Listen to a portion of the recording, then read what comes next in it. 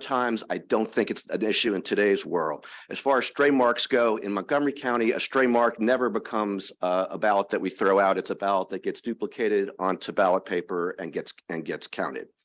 As far as the web delivered ballots go, I agree with Senator Kagan completely that we want voters to reflect on it. And I disagree with the idea of limiting those ballots to certain categories of voters. I think that we should let voters decide, not election officials decide. I think it's a morass for election officials to have to make those decisions. And if you can finish up, Mr. if you require election officials to make determinations about who's disabled, who has a medical issue, whether my last minute trip to Bermuda qualifies as something that allows a ballot, I think you're opening up a morass. Just one more factual thing, which is local boards of elections currently only send out mail-in ballots the last week before the general election. So if you pass this bill that has the contractor sending it out 47 days in advance and not allowed to send it out later than that, you're adding a major burden to local boards of elections. Please don't do that without giving us tons of people, tons of money, et cetera. Much prefer that the contractor would continue to do that. Thank you. Okay, any questions for our two panelists or two witnesses? Okay, seeing none. We've got, turns out we have two virtual witnesses. That's all that's signed up. We've got Charlie Cooper. Mr. Cooper, we're going to try to cue you in here. Mr. Cooper on the line. Thank you very much. Can you hear me? Yes, Mr. Cooper, we can hear you, and can't see you yet, but we've got you're up for 2 minutes. There you are, 2 minutes. I'm Charlie Cooper, convener of the For the People Maryland Coalition, and we have 26 organizations enthusiastically endorsing Senate Bill 864, and we thank Senator Kagan for all the hard work. Excuse me, hard work in putting this together. We support all these provisions. Nonpartisan election of judges, contractors, protecting election workers, enforcing the electors pledge, educating the voters. We do have some suggestions on two items. In terms of downloading the ballots, we're glad that this bill contains a provision to close that loophole, which we think makes our elections less secure than they should be. But on page 15, lines 8 and 9, we think it's the exception opens it back up too much. And we would ask that you narrow that or eliminate that those lines. With regard to contractors, we are concerned that the provisions, while well-intentioned, and we support the provisions, but we're concerned that the remedy may not be effective if you have a contract with a company and it's sold to the Saudi sovereign fund or some oil executives or some drug dealers in a foreign country. Canceling a contract may just not be possible, especially if you learn of this change in ownership late and the election is coming.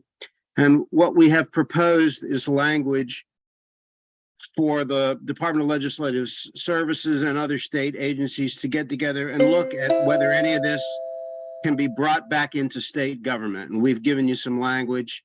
I'm sure you can do better than we have, but we really think that with the way wealth is concentrated in the world, firms can be sold at the drop of a hat, and then we would be at their mercy. So we ask that you seriously consider trying to bring as much as possible of critical election infrastructure back inside state government. Thank you very much. Okay, thank you, Mr. Cooper. Any questions for the witness, Mr. Cooper? Okay, seeing none, we're going to go to the final witness on the bill. Sign up virtually, Catherine Berry. Sign up for information purposes only. Ms. Berry, I think you're there. You are. You've got 2 minutes, and you are the final witness on the bill. Thank you, Mr. Chair, Madam Vice Chair, members of the committee. For the record, Catherine Berry. I'm here today representing the Maryland Association of Election Officials. Just with some information about the bill. First, I do have to commend Senator Kagan for her for just her helpfulness with the local boards and her initiative to help us to prohibit threats against county election directors and mandating different development strategies to inform voters about their mail-in ballots, et cetera. We are going to continue to work with Senator Kagan on some of the components of the bill that may need a little bit more clarification. So some of those the other panelists have already discussed. But one of those things has to do with voters self-identifying as being eligible for a web-delivered mail-in ballot. Sometimes that can prove to be very challenging, especially when we are in the final phases of the election and having to manage things within the office. The other component with that self-identifying is also the permanent mail-in ballot list that was just recently passed by the General Assembly. And so we would have to work to have special language to notify our permanent absentee voters that now there are some restrictions that have to do with web delivery. But we recognize and we are thankful to Senator Kagan for recognizing that web delivered ballots are definitely a more time-consuming process, especially in the canvas.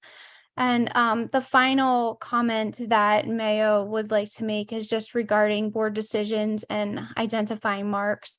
Having more clear standard guidelines to help make sure that all local boards are consistent would be helpful so that everybody is interpreting the law the same way. So with that being said, thank you, Mr. Chair, Madam Vice Chair, and we'll look forward to continuing our work together. Thank you.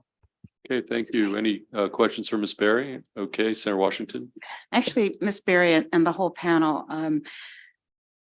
So there is the problem when it comes to the web delivery of the printing of the ballot. So how does that process work? So we print the ballot, you deliver a ballot, and then I print it at home. And then what happens to the ballot? So why don't I start, and then Mr. Naaman, who's done this about 1 million times more than any normal person should ever have to do, can correct me or add on if that's okay. So again, there's the surprise for the voter, how rigorous and how taxing it is. And then there's the challenge for the local boards of elections. So when they get their ballot at home, first off, they think they can go click, click, click, and somehow email it back. And that's not it. As you indicated, they need to have a printer. A lot of young people don't even bother with printers. They don't need it. The printer has to have toner cartridge, which starts with a financial requirement for folks. So after they print it out onto their paper, and Linda Lamone just did this with us yesterday, and she held up kind of this paper doesn't go through our scanners. So people cast their ballots, they have it on printer, they have to have a number 10 envelope or some sort of envelope, and then either mail it back and pay postage, which if they use the envelope that we gave them, they wouldn't have to do that. We passed postage paid mail-in ballots a few years ago. So they'd have to put it in an envelope, either put postage on it and take it to the post office or have their letter carrier take it, or take it to a drop-off box, not pay postage, but drop it off there. That's only the first part of the journey of this mailed-in ballot. Then when it's received, as I said, the paper won't go through the scanner. So it has to be duplicated. And it's not just one person duplicating it. It has to be 2 people duplicating from 2 different parties to make sure that it's done accurately. There's oversight. There is members of the general public, and I have spent untold hours myself looking over people's shoulder to make sure they're doing it right. And there's accountability on that. But there can be human error in very, very, very infrequently. But as you may remember, in Baltimore County, in District 16 for the House of Delegates, in Montgomery County's county executive race, twice we had very, very close elections. And so human error is something that would be great to reduce, to minimize. So then these are replicated race by race, ballot by ballot, office by office, in 2-person teams. They then swap and make sure they're checking each other's stuff. Only then can that be put through the scanner. So in terms of wanting to reduce the number, it would reduce the burden on our voters and reduce the burden on our local boards of elections. the intent here, and again, I am open to any ideas as to new language. The intent would be to try to have folks have the data. And Mr. Naaman last week suggested like a literal click through. I realize that I'm gonna have to print this out. Check here, you know, I realize that I'm gonna have to get my own envelopes, check here, and work their way. Before we had no excuse mail-in ballots, Maryland used to have absentee ballots, which is what we all called them. And you had to have a good reason. You had to be able to justify it. I'm away at school, I'm traveling, I'm sick in the hospital, whatever. And there was always kind of a, or any other reason. And so that's what I tried to replicate here. We don't want people to say, oh, I'm precluded, I'm prevented from voting this way.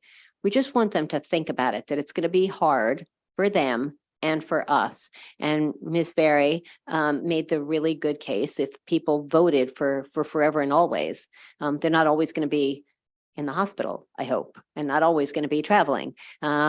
So they might do it once and then they might want to switch. So all of this is kind of a conversation and a challenge that this bill hopefully will provoke and encourage. And I do want to, before I yield to Mr. Naaman, I do want to acknowledge not only his leadership year round and all that, but I also want to acknowledge the great staff at the State Board of Elections and our local boards of elections who have helped coach me on these and many, many other issues. And a special shout out to Jared Demarinis. So thank you for the question, Senator Washington. What else would you add? Yeah, David? just to add, you know, we don't have to restate what Senator Kagan. just Okay, spoke well, it first as. of all, Senator Kagan modestly did not mention that she sponsored the postage paid mail-in ballot legislation a few years ago, which obviously was very important for encouraging people to vote by mail.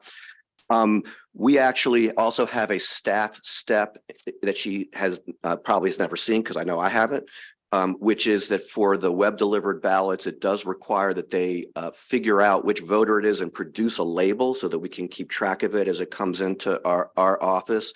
I don't disagree with the idea that they are very burdensome, but as Senator Kagan said, what I said briefly to you all last week, I would say again, I personally believe that the best way to control this is to make sure that voters cannot get a web delivered ballot unless they are fully informed about all of the steps, and literally make them go through step by step by step by step. And I think that will significantly lessen it. But while we have a situation where the mail-in ballots, the U.S. mail ballots are enough of an issue that Senator Kagan has a provision in her bill to try and deal with U.S. mail ballots. I don't think I like the way it's written as it currently is, but I like the intent. I would like to get the U.S. mail ballots to arrive faster. A lot of our voters, it takes 2 weeks from when they request it, even if they request it online, before it arrives in the mail. Most people would not expect to wait 2 weeks for that. That's why they might choose the web delivered ballot. I wouldn't take away that option as long as the U.S. mail ballots are taking as long as they are. As far as the possibility of human error, since Senator Kagan mentioned the D16 recount, there were no duplication errors. We reviewed every ballot in the D16 recount. In 2018 county executive recount, there were no duplication errors. I don't disagree that it's possible. I think that they're very small. I think that if we could have fewer web delivered ballots, that would be a good thing. But I do think that the voters should decide which method, and it shouldn't be up to election officials where you have, I don't view the old days with the absentee ballots where you had to have a reason to vote as the good old days. And as you'll notice, we had many fewer absent, mail-in ballot voters at that time. And I don't recall there being a catch-all for any other reason until you guys passed no excuse absentee ballots. But whatever the case, I personally believe that we've entered the era where voters get to decide which method they use. And I think that we should help them to understand what it actually entails for them and for us, and that they will make good decisions. I'm just passing on. Mr. Naaman is right about, I believe, in 2018, no errors. He didn't continue to the 2022, and there were a few errors that were found. Okay, Two ballots. Out of 120,000 ballots. okay, we got it. So, yeah, follow up Senator Washington, and then we get. Yes, thank you. Watson. So thank you for the comprehensive response. I was interested in just additionally that there is an extra that you do duplicate. So when I print at home and I send it to you, does each of the 24 boards of elections have to make a copy of my ballot? Yes. Right. Mhm. And so that, again, that's more work, right? That takes Yes. time. Okay. Yes, a lot of time.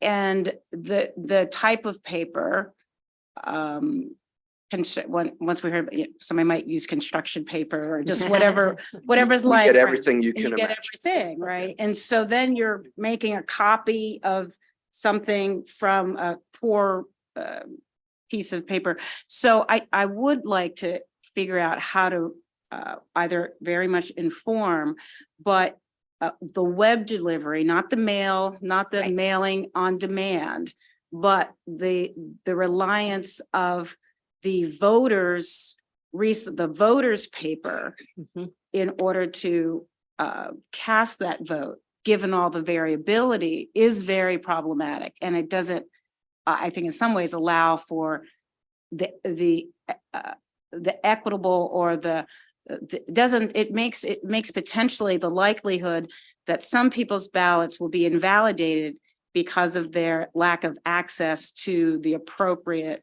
paper, or that their ballot, because it was copied on a construction paper or something else, and it couldn't be viewed well, or it's not very discernible. If we get But it in if we get it in that form, we will duplicate it. We're we'll not have to. disqualifying No, votes for I understand, but that the reason. interpretation of it, and then when you're getting Yes. down to this, so that Yeah. I'm just saying, Mr. Chair, that I wanted to stress that what's produced is copied, whatever form it is, whether it's ripped or torn or just whatever Yes. is, that is copied. And then that is then inserted into the counter. And then, so it introduces variables into the relationship between the voter and Yes. casting their vote. Yes, well that's said. all. Okay, So it's that's- not just that it's clean paper versus ripped paper. No, It's a different it's weight. weight, It's got the everything. little punch holes in Everything, it that'll go yes. through the scanner. Two more things that I neglected to talk about. There is a difference in the return rate between mail-in ballots and internet delivered ballots that is significant, and that is the barrier. I believe that the part of the explanation for the 50% increase in provisional is from voters who go, holy cripes, I can't do this. So I think all of that is a challenge, and we want people to be able to cast the vote. The last thing is I would be neglectful if I didn't mention security. The ballot is a little less secure, and it is easier to hack. And I am not expert at this, but there are experts who say that this is not the best way of voting from a security perspective. Okay. Just one more brief thing in Okay, response to very- Senator. very briefly. I'll make it very brief. We have some environmental voters who use web delivered ballots who print on both sides of the page. And we've had occasions where they put their oath on the back of their ballot. And then we have to decide whether that's an identifying mark. We have decided that it's not in Montgomery County, that we count that because it's not an intent to identify the ballot. They're just trying to save paper. But that's one of the issues with the identifying mark requirement. Okay, Senator Watson. Thank you, Mr. Chair. So help me out because I'm a little confused. It looks like I heard you say you want the voters to decide, but then it sounds like you want to limit the number of people who can access this online. Am I hearing it right? Not me. I would allow anyone to access it, but I would require that in order to get the ballot, that they be told what it involves and understand that that's the case. But aren't they already told that? In a very unobtrusive way, they are. But not with not the steps that are involved for them. In other words, I would want it to be in their face that says you need a printer, you need paper, ink, et cetera, et cetera. So look, we just started this, and every time we do these types of things, there is a learning curve, an educational process. My concern is you're already trying to change the paradigm. You know, I'm an engineer, 8.5 by 11 papers, 8.5 by 11 paper. I really don't care. The issue is your scanners. Why don't you upgrade the technology instead of trying to change everything now that we've started to get all of our voters down this learning curve? I think the equipment decisions are made by the state board, not by us, but I will tell you this. We've heard of instances of possibilities that other states have technological answers for how to scan 8.5 by 11 paper. And I personally plan to investigate those because I agree with you that there's a danger in changing things too often or too soon. What I'm trying to get at is I'm concerned over a system that has election officials telling voters that you have to prove to me that you need it, because I think that the chances of unfairness and, my believing what one voter says and not what the other voter says, who says roughly the same thing. I think that that's a real problem, and I don't want to have that. All right, I agree with you on Yeah, that. but I do think that we hear one of the things we hear from elected officials the most is complain about how long it takes us to count our votes, and we in Montgomery County are always the last ones because we have the most ballots. And so the web delivered ballots are one of the reasons, but I do agree with you that we should be very cautious before we put up roadblocks for people. Now, I understand you're looking at this holistically from a process perspective, but the voter doesn't care how the sausage is made. They want to be able to cast their vote, and they look forward to getting the results. But right. That being aside, Senator Kagan, I'm looking at one of the unfavorables, work group to study judicial selections. Yes. One of your, I think you have 9 aspects of this bill, and I haven't thoroughly gone through all of them. But does it make sense to at least get the results from the judicial selection process before we seek to change that? It's a great question, Senator Watson. When I saw their testimony, which didn't surprise me, for those who are watching at home or not looking at theirs, they just said, we don't think there should be elections for circuit court judges. And as I said in my testimony, I totally agree. I actually, on behalf of the EEE Committee here, I attended a recent meeting chaired by Judge Kathleen Dumais, and she knows I'm an ally for I don't think there should be elections. Until such time as those elections end, I just think that we ought to expand the voting pool and not keep out those who are not affiliated with the party. To me, that's just about inclusion. But ultimately, I don't like judicial elections. And I called the witness who submitted that testimony, and I told her such. So thank you for that question. Okay, Judge Dumais, my former district mate. Yes, exactly. Senator Hester. Thank you. Thank you. Thank you for the excellent compilation bill, Senator. David almost answered my question about the technology required to do this mail-in voting. And I wonder if we should just require the State Board of Election to do some digging, because I know how busy David is and he shouldn't have to do this research. We need to know the technical answer to how to do this web stuff right. I live for this stuff, though.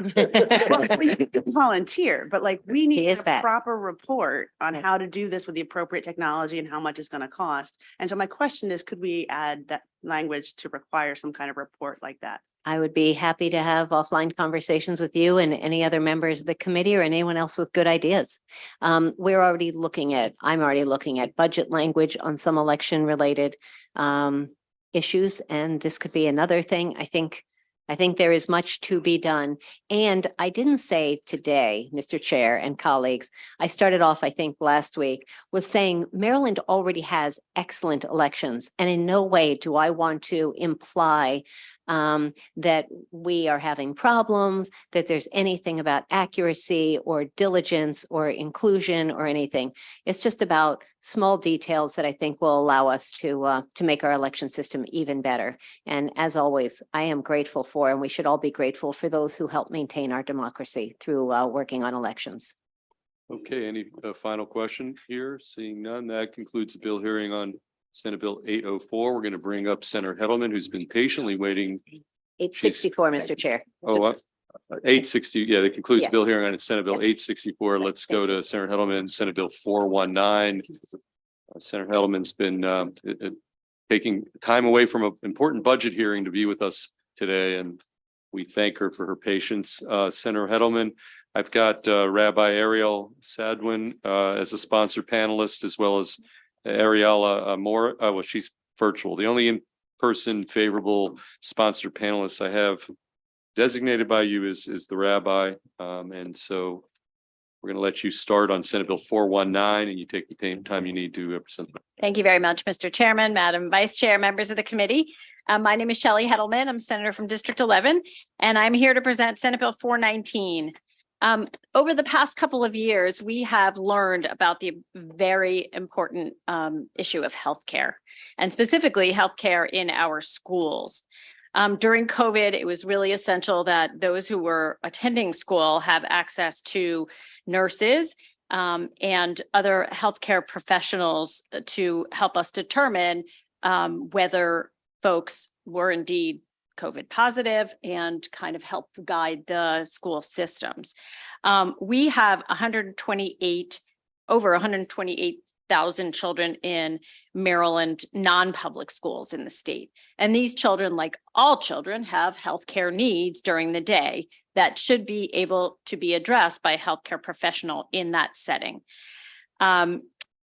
Unfortunately, most of them do not have they don't have nurses or a registered nurse or another kind of healthcare professional to help them during the day. So when they fall on the playground or they have a fever or a kid throws up in school, sometimes it's just a volunteer who's providing that role, who's playing that role. So this bill, as amended, would allow eligible non-public schools to apply for up to $40 per student reimbursement from MSDE for the services of a certified nurse practitioner or registered nurse, similar to those kinds of healthcare professionals that are provided in our public schools.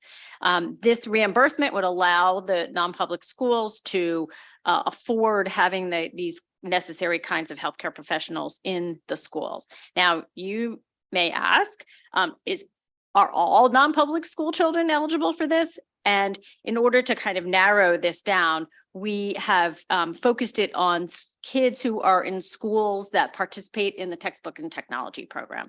And that significantly limits the number of students to 57,000 students. So I think and believe that all of our children deserve access to these kinds of school-based health care services, regardless of where they are educated. And we need to provide those environments that are conducive to safety and health and our well-being, and they should be prioritized in our budget. So without further ado, I would ask for your favorable report, and I will turn it over to Rabbi Sadwin. Okay, Rabbi, you have 2 minutes under our rule. That's plenty for me. Good afternoon, Mr. Chair, Madam Vice Chair, members of the Education, Energy, and the Environment Committee. That's the first time I'm saying those words all together. For the record, my name is Rabbi Ariel Sadwin, Executive Director of Agudath Israel of Maryland, representing 30 Jewish schools across Maryland. And on behalf of Maryland CAPE, which is our state's non-public school coalition representing over 1,000 non-public schools, I thank you for the opportunity to address you on this issue that's contained in Senate Bill 419. The amended version, as has been mentioned, and I thank Senator Hedelman for her leadership on this and Delegate Stein in the House, seeking reimbursement for in-school nurse services and costs at the textbook program schools. Just to add on one small piece about that from what the senator mentioned was that the textbook program specifically limits because it's based on tuition levels and income within those schools, and that's what brings it down. So we're talking about a lower income population specifically. The merits of such a bill are quite obvious, as was mentioned, and there isn't really much more that I have to say about that. Just a couple of numbers. In the Jewish day school community that I represent specifically, only 8 out of those 30 schools have a nurse, and only 6 of those are full-time. Across the rest of the non-public schools, those numbers are somewhat similar. So we're talking about a very low percentage that are able to afford these nurses, and they've all expressed just almost exclusively when they responded to our communication that this is something that they really want to have and hope to have, and are really hopeful for this program to pass the allocation to allow for the $40 per pupil allocation. And I thank you for allowing me to testify, and Shabbat Shalom. Okay, thank you, Rabbi. Any questions for either Senator Hedelman or the Rabbi? Senator Washington. Thank you, Senator Hedelman, for this bill and always looking out for the health of our children. So you're saying these would be Title I schools, basically? Is that the? I'm not sure if the alignment is perfect, but the participation in textbook and technology grant program run through MSDE is based on the number of students in the school who receive free and reduced meals. Right. And then, but there are non-public schools that receive Title I funds. Is that That's correct. And that's based on income. And so that's just a nice, easy measure. So the other thing that I'm interested and would like to explore when it comes to reimbursement, perhaps aligning with the federal might allow us to link to some Medicaid, some other sources for the funds for that reimbursement.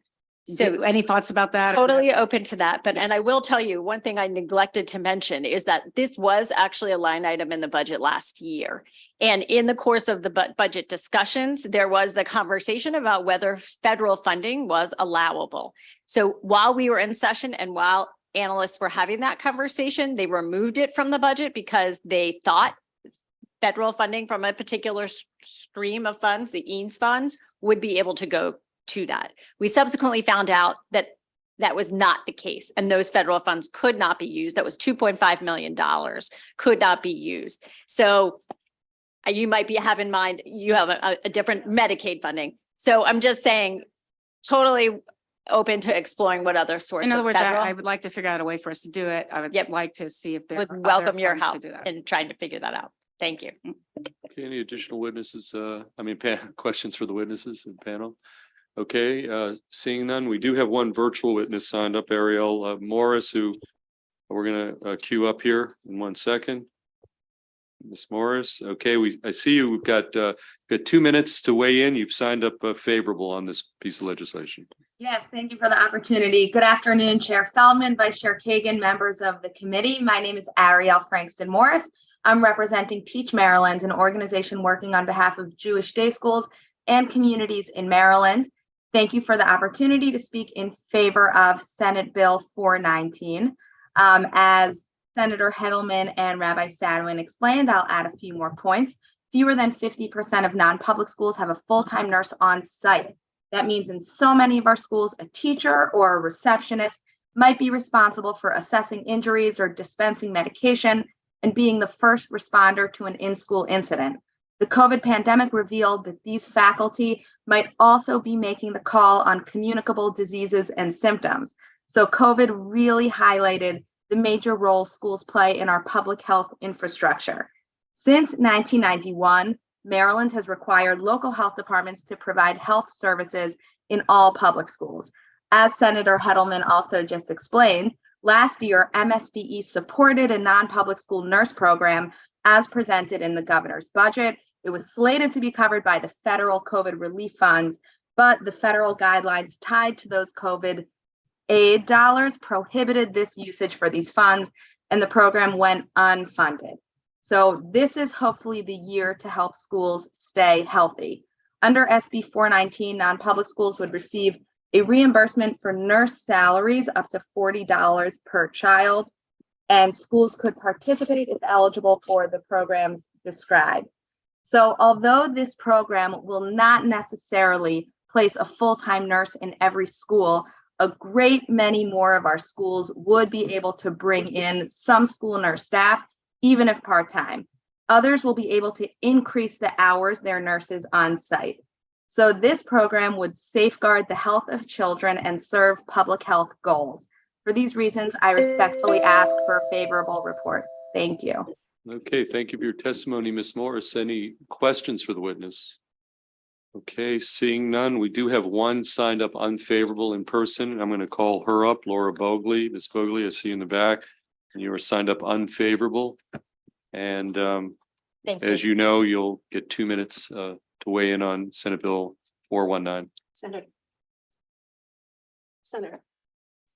Thank you. And Ms. Obviously tell us your name and then you got the 2 minutes. Thank you, Chair Feldman. Members of the committee, I'm Laura Bogley, Executive Director of Maryland Right to Life.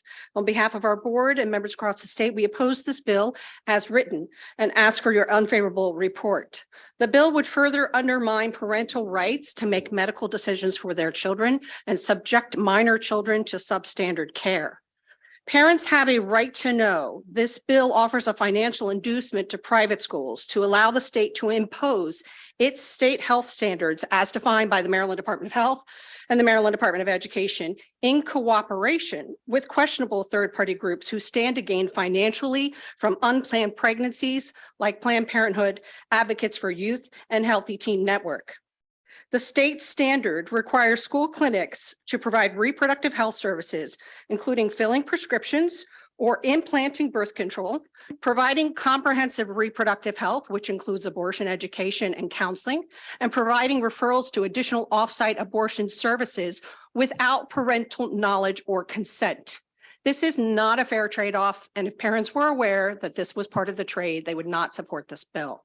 The bill removes the religious exemption and conscience clause protections that were contained in the original bill text last year. That was removed, so this is an issue for faith-based school systems. By accepting this inducement, private schools will become subject to state and federal anti-discrimination laws from which they are now currently exempt. Finally, the lack of parental notification puts children at greater risk of undiagnosed and untreated medical conditions, which we have seen happen in our public schools here. So for these reasons that we ask your unfavorable report, and we really ask the state to focus its attention on quality health care services in the school system, not abortion politics, not services that are inappropriate for age and are medically inaccurate, but concentrate on providing the students in need legitimate health services. We urge your unfavorable report. Thank you. Okay, thank you, Ms. Bogley. Any questions for the witness? Okay, seeing none, that concludes the bill hearing on Senate Bill 419. We're going to next move to Senator Lamb's Senate Bill 629.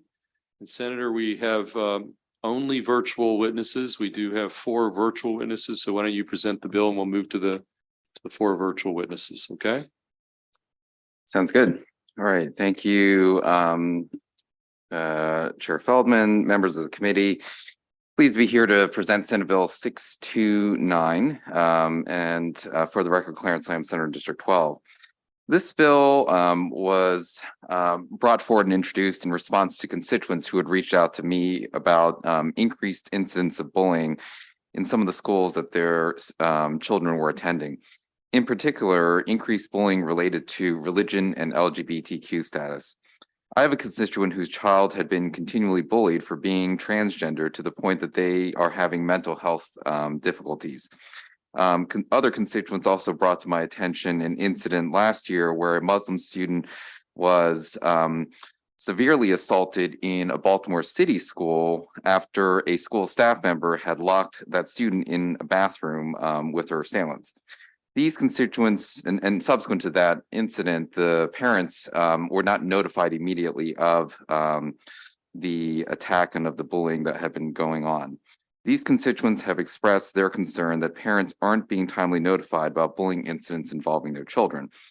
Currently, the Maryland State Department of Education is required to have a bullying policy that provides for notice to parents within 3 days. This bill changes that to a notification period of 12 hours. Although I recognize that our school staff oftentimes have many things going on their plates, and justifiably so, I also think it's important that parents know about a bullying incident before their child has to go back to school the very next day to determine whether it's appropriate for their child to go back or not at that time. This bill does include a requirement that a school get a student's consent prior to reporting an incident of bullying if that bullying is related to a student's sex or gender. Although it is best practice to involve parents in conversations about bullying, I recognize that there are some circumstances where disclosing to a parent a student's gender or sexual identity or orientation could harm the student. In these circumstances, our schools are always working with students and their families to create an atmosphere where students can disclose their identity to their families. This bill also clarifies that school staff can report bullying when a student does not. Although the current law does permit school staff to report bullying, we have heard concerns about school staff not being sure when they're allowed to report a bullying incident when a student or parent does not. I would like to be clear that this bill is not about trying to get more students suspended. The parents that I've spoken to just want to support their kids and work with their schools to make a safe and healthy environment in our school communities. Appreciate your consideration of this bill. Happy to have other folks in the panel speak as well. Okay, well, any questions for Senator Lamb before we go to the 4 virtual witnesses? Vice Chair Kagan. Thank you, Senator Lamb. Thank you, Mr. Chair. Senator Lamb, the case that you referenced is horrifying, that a staffer locked someone in a bathroom with their assailants. That is awful. I assume you've had a chance to read the opposing testimony from Pazam and others. I just wondered, and if not, we can get you copies. I would love to know whether there's a middle ground on not putting staff in the position of outing a student whose parents may not be aware of their gender identity or sexual orientation, and on the other hand, protecting them. So maybe we can talk another time offline. Sure, I can try to answer that initially. Okay. No, I have not seen the opposition testimony. I think that feature was just flipped on I know. for us earlier today, and appreciate that. So I don't have any of it with me here. But to answer your question about not outing, so to speak, a student's identity to their parents or orientation, the bill does have an exemption in there to say that the victim, in this case, the student, can choose to work with the school administrators to not have that notification sent to the parent. So there's an exemption in there. Okay, Senator Watson.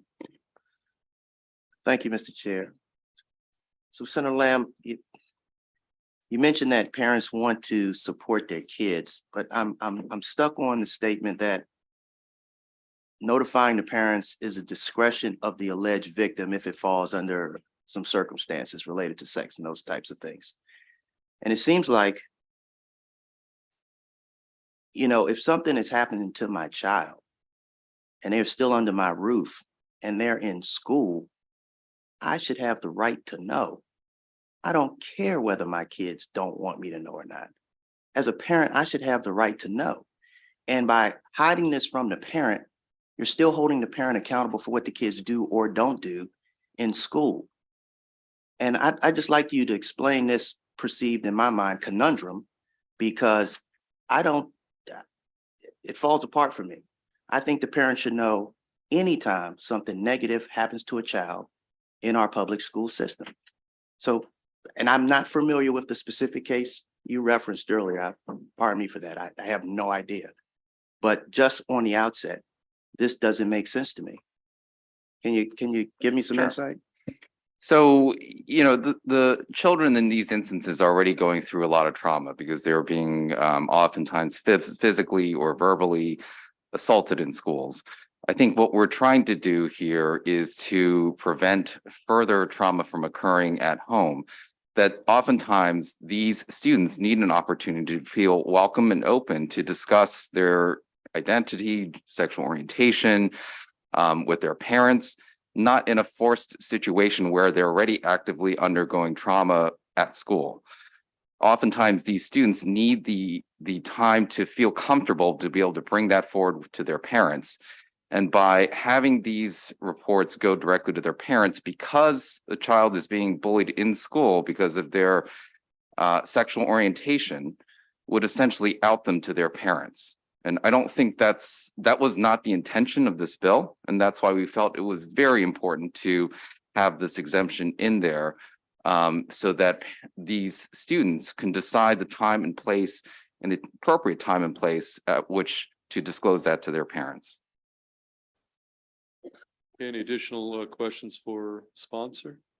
Okay, seeing none, we're going to go to the first of the four virtual witness. The first one is Reese Byers, who has been designated as one of your sponsor panelists, and I see Reese Byers there. So you've got 2 minutes to testify on behalf of your signed up favorable Senate Bill 629. 2 minutes. Good afternoon. My name is Reese Byers. I am non-binary, use they them pronouns, and I am the community navigator for Free State Justice. I provide case management services for LGBTQ+ Maryland youth. I am here in support of Senate Bill 629. This bill would be life-changing to many young LGBT Marylanders in the school system who do not have accepting families. It will help youth feel safe and secure in schools and prevent LGBT students in Maryland from facing additional discrimination at home when they already face it at school. When a child is being bullied because of their identity at school, even well-meaning teachers run the risk of putting students through the same bullying or worse at home, especially if the teacher does not understand this student's situation and sends a careless notification home. This bill prevents these youth from being outed to their parents by giving students discretion to talk to their parents about their identity when they feel safe to do so.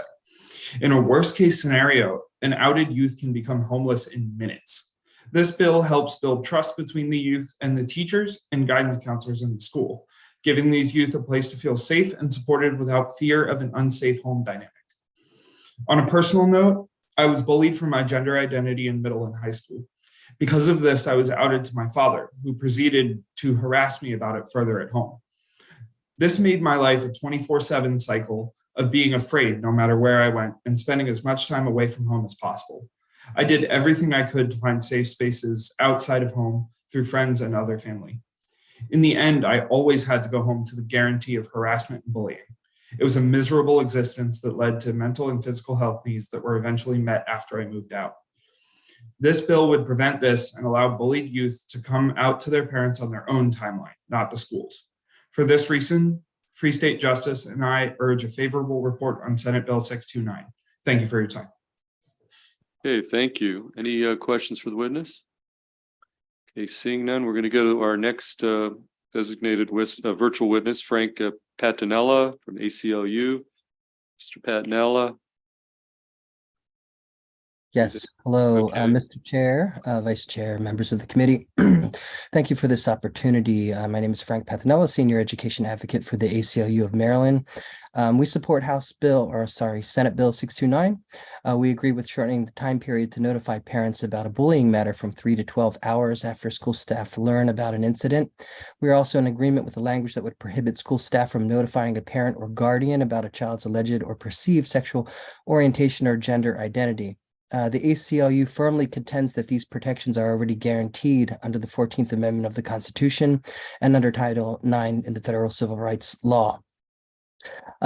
But Senate Bill 629 is needed to reaffirm a student's right to privacy because we're seeing that some schools are unaware about these protections.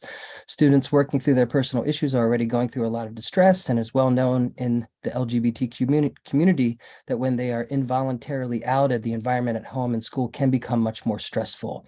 Depending on how the parent or family members receive this new information, these children can be exposed to further psychological, emotional, or even physical harm, which could lead to or exacerbate mental health conditions such as depression and anxiety. In fact, children have committed and attempted to commit suicide because of being outed.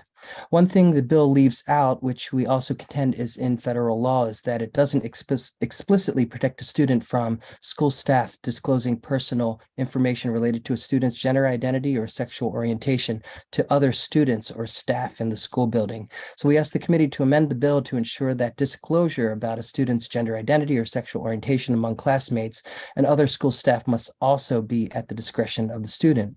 Last spring, you might recall a news story about a student in Calvert County who was pressured to disclose personal sexual orientation information as school staff was working to address a bullying situation with another child. Maybe the intention of the school staff was good to foster understanding, but the child became overly distressed and attempted suicide.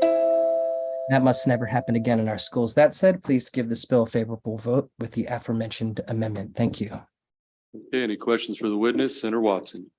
Mr. Pantanella, do you have instances where parents have physically harmed their kids? I've read about these things and, just being in contact with people from the LGBTQ community. Because the way this is framed, in my opinion, it's making parents look like the enemies.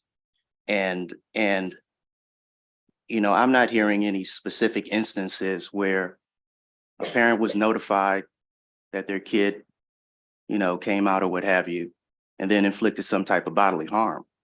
I think Free State Justice would have more information on that, but I'd be happy to circle back to your office after connecting with other people. And I certainly understand your reaction to this bill.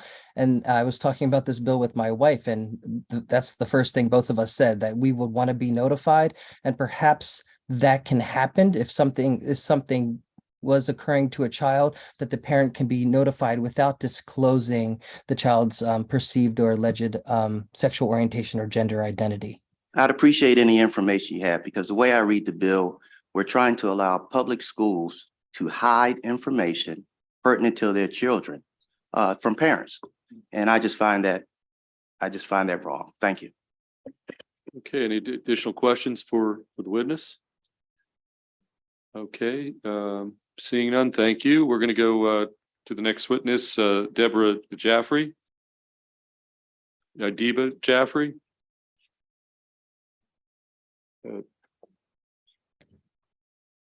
We have Ms. Jaffrey on the line. I'm here. Okay, Deborah Jaffrey, let's get you. Yep, okay, we see you. Now you've got 2 minutes. You've signed up favorable on Senate Bill 629. 2 minutes. Good afternoon, Committee Chair Feldman, Vice Chair Kagan, and committee members. My name is Deba Jaffrey, and I'm a constituent of Senator Lamb's. I am an immigrant from the UK and a child of immigrants from Pakistan. This bill is important for immigrant families. Too often, children of immigrants will not tell their parents they are being bullied at school, even when a teacher has stepped in. Unless there is a mechanism for parents to be informed by teachers, the child suffers in silence, taking the torment of that day's name-calling to sleep and returning to face the same perpetrators at school the next day. I was that child at 8. Why didn't I tell? Because I didn't want to break the dream of my parents that they were providing us with better opportunities in the UK. You just don't want to break that spell. I think it took me about 6 months to tell my father. He got it resolved immediately. Had there been a required procedure in place to inform my parents, that would not have gone on as long as it did. Fast forward to my life here in Maryland, and I see the same story repeating itself countless times in immigrant families across our communities. Our children don't want to break their parents' dream. It's a double burden, the bullying and then the silence, or the bullying and the pain of being the first one to reveal that trauma to your parents, which happened with our son. I think this bill goes a long way to breaking that cycle and has been thoughtfully put together to protect our LGBTQIA students too. Thank you for your consideration of this bill, SB 629, and I ask for a favorable report. Okay, thank you for your testimony. Any questions for the witness? Okay, seeing none, which will lead us to our final witness of the day, on the, not of the day, but on this bill. Sandy Gold Rains signed up favorable with amendments. Ms. Rains, I see you there and you've got 2 minutes. Thank you, Senator. And I appreciate this opportunity to be here. I am representing GLSEN Maryland, and GLSEN is a national organization with a Maryland chapter where we are supporting LGBTQ students so they can be successful in positive school environment. GLSEN nationally collects data on the school climate and how students are faring. So Senator Washington and other senators, I can give you some statistics to help show what is happening. According to the most recent data gathered nationally in 2021, 37% of youth view their family supportive. That means over 60% of the families were not supportive. We don't know. This, of course, is students' perception and what would happen. We also do know that homeless youth, LGBT students are doubly represented in homeless youth. So this does happen every day, where these students are subjected, as Risa's story very sadly exemplifies. He's not the only one. There are indeed more like that. So if these students are facing issues in school and they come home, that sort of things does happen. By contrast, in Maryland, 55% of students view their school as being supportive. And then also Maryland, 72% of Maryland students could identify 6 or more educators as being supportive. So schools are being seen more and more so as supportive environments. Forcing these students against their will to parents that may not be supportive will not only put them at further harm, but also take away their safe place. It may also lead to them under-reporting and not reporting, as this past parent has said, what is happening. And that doesn't help anybody. So this does happen every day. So this is clearly something that we want to happen. We also would agree with the amendments proposed by ACLU. I also do, I'm sorry, I don't have enough time to talk Okay. further about parents' roles. Okay, well, have you submitted some written testimony, Ms. Rains? Yeah, Yes, and I also do intend to follow up with an email with some sources. Okay, that would be great. Thank you. Yes, Vice Chair Kagan. This is a question for Sandy Gold Rains. I went on your website, glsen.org/chapter/Maryland, if any colleagues want to join me there. Can you please describe the pop-up page that comes up on leave this site safely and why that's needed? Because of parents looking over shoulders in other areas that may not be safe looking over their shoulders, so they are not seen. So and because it does happen, I'm very sad to say, and as a supportive parent, so Senator watching you are, that it's hard to believe that they're parents, but there are many parents that are not. Yeah. So colleagues or anyone who's not on the site, it has leave this site safely and it's a pop-up and it says you can quickly leave this site by pressing the escape key 3 times or tapping 3 times quickly on mobile. To browse this site safely, be sure to regularly clear your browser history. And that is for a teacher, a staffer, a cousin, a friend, someone looking over your shoulder or seeing where you're looking. And that just breaks my heart. So thank you. Okay. Thank you. Any additional questions for the witness? Okay, seeing none, that concludes the bill hearing on Senate Bill 629. We're going to next turn to Senator Washington, as he's come to be known in this committee. So there's no confusion. The first of 2 A. Washington bills. The first is going to be Senate Bill 812. And Senator, you've got 2 in-person designated witnesses. We do also have some folks virtually, but I'm going to call Cole Davis and John Queen up here to sit at the table as your sponsor panelists, and then we'll go to the virtual after that. So Senator, it's all yours. Thank you, Mr. Chairman, members of the committee. Great to see you all again on this beautiful Friday. For the record, Senator Alonzo Washington here to present on Senate Bill 812.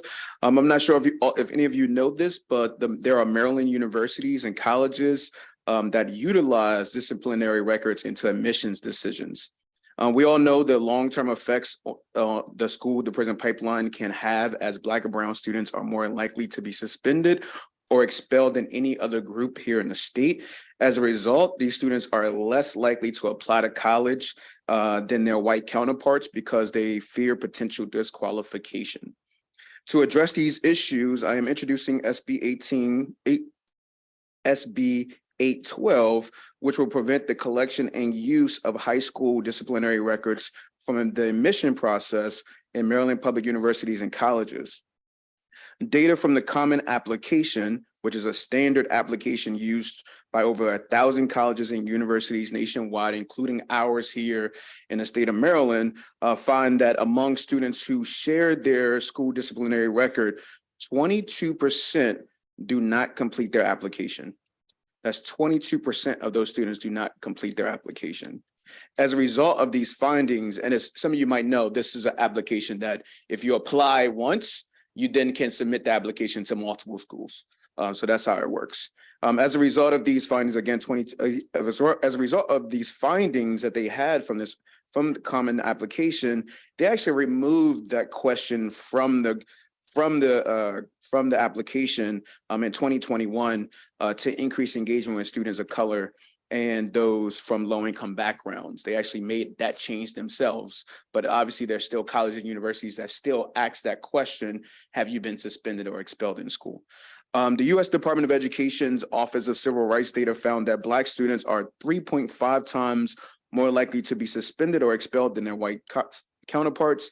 These racial biases at the high school level should not weigh in on a student's chances for admission to universities.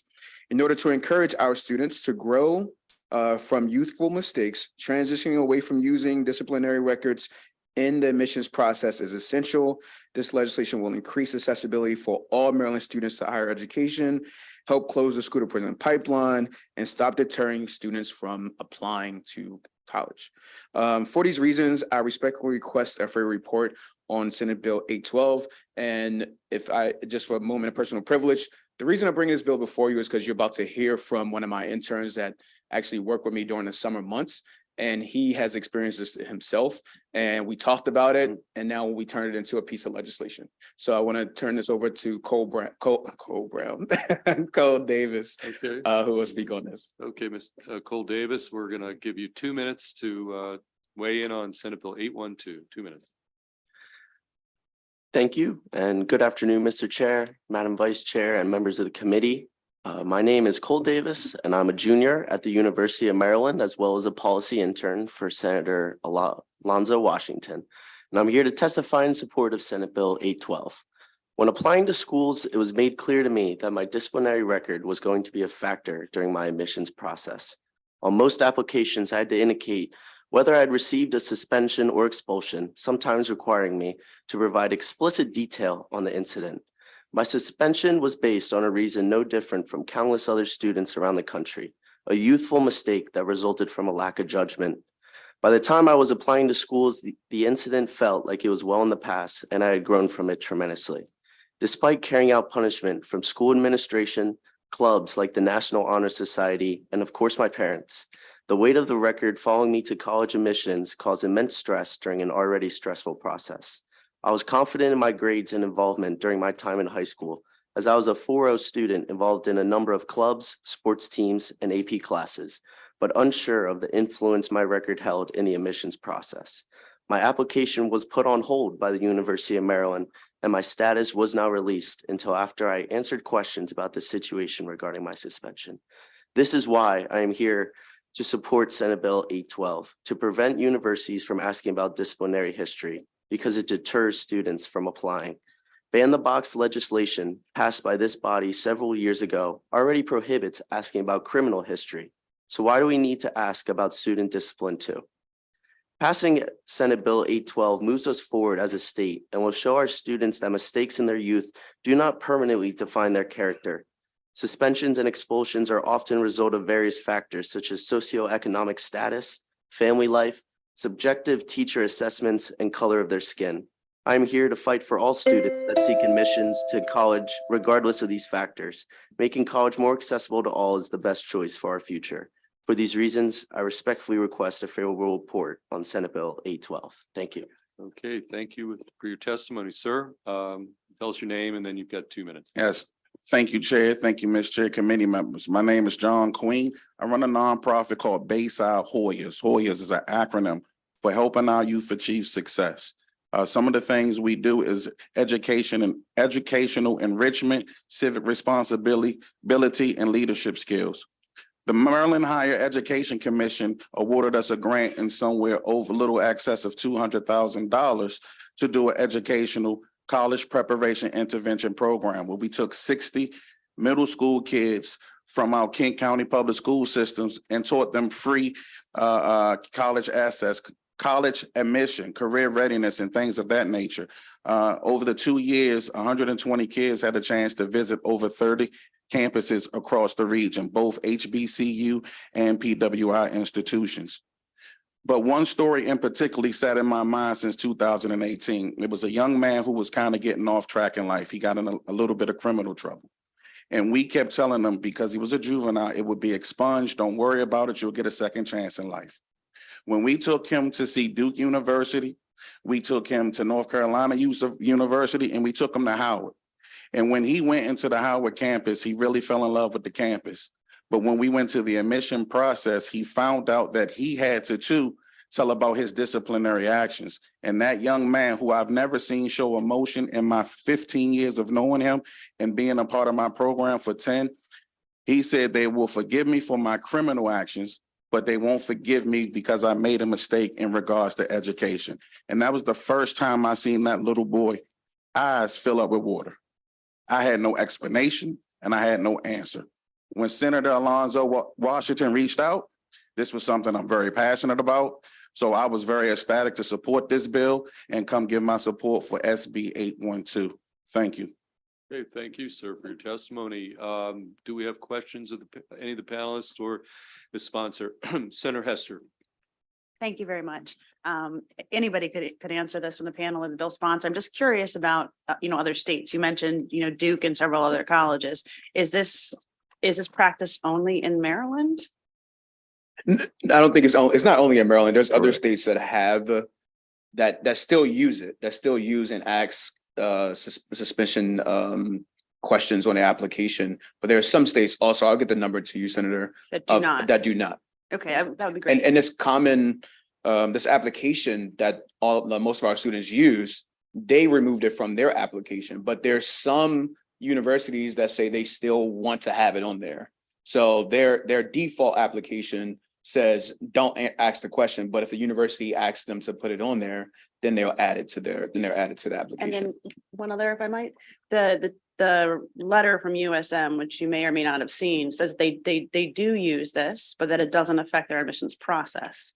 And so I'm not questioning whether that is true, but is there anything in the bill that would prevent this from not being asked during the admissions process, but then it could be known kind of later once they had been accepted? Yeah, they could, I think they can ask the question. What we don't want to do is have them ask the question ahead of time so that, it discourages students from wanting to do it, right? To want to do it. And it really shouldn't be a factor. I mean, these students are applying to college, right? So they want to change their lives around, and they made just one mistake or two mistakes, whatever it was. I just don't think it should be a factor, and I don't think it should be on the application process. Thank you for the question. Okay, Senator Carozza. Thank you, Mr. Chair, and thank you, Senator, and to your panel. Just wanted to ask, kind of along the same lines, when you look at the University System of Maryland testimony, if a college or university makes very clear in their in the information they share with students, or on their website and or all of the above, that a disciplinary record does not disqualify an applicant from admission, wouldn't that accomplish the same goal? No, I think you heard from Cole Davis today, who's a student at the University of Maryland. When he went through the process, they held this application until he gave them more information on what happened in that suspension. I mean, it's clear that they are using it. This young man went through that process. We have evidence in it, and obviously it's being used. They can say that all they want, but let's make it clear here. Let's codify. If that's what they're saying they're doing it, then let's codify, and they shouldn't be against it. They should be for this. Can I add something quickly?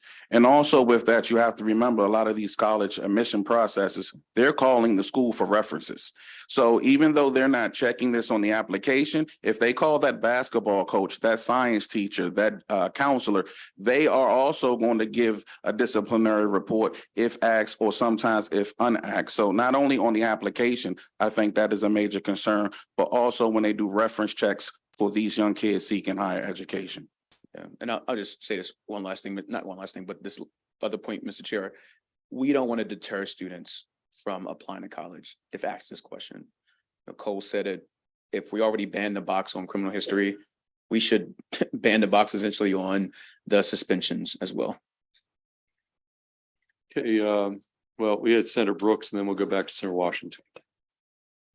Thanks, Chair. Thanks, Delegate. I was looking at the letter from St. Mary's. Is a delegate here? No, you called me delegate. It's all good. Oh my God, I did it to myself as well. So don't. It's all good. No, of course I know. Yeah. I was looking at the letter from St. Mary's College, and they said they don't do it on initial students coming in, but they do on transfer students, because sometimes there could be a history there. So does your bill address that at all? The transfer of students? Transfer students coming in. I guess that'd still be an application. If you're transferring to a university, I guess you would still have to apply for it. And we are trying to remove the factor and even the application too. So I think it should cover it. If not, we can maybe talk to council and see if we need to clarify that. Yeah, okay. Cool. Right. Thank you. Thanks, Chair. Okay, the other Senator Washington is next. Thank you. And thank you very much for this bill. And it does make sense. I mean, if a person's criminal record is not asked up front, but can be reviewed.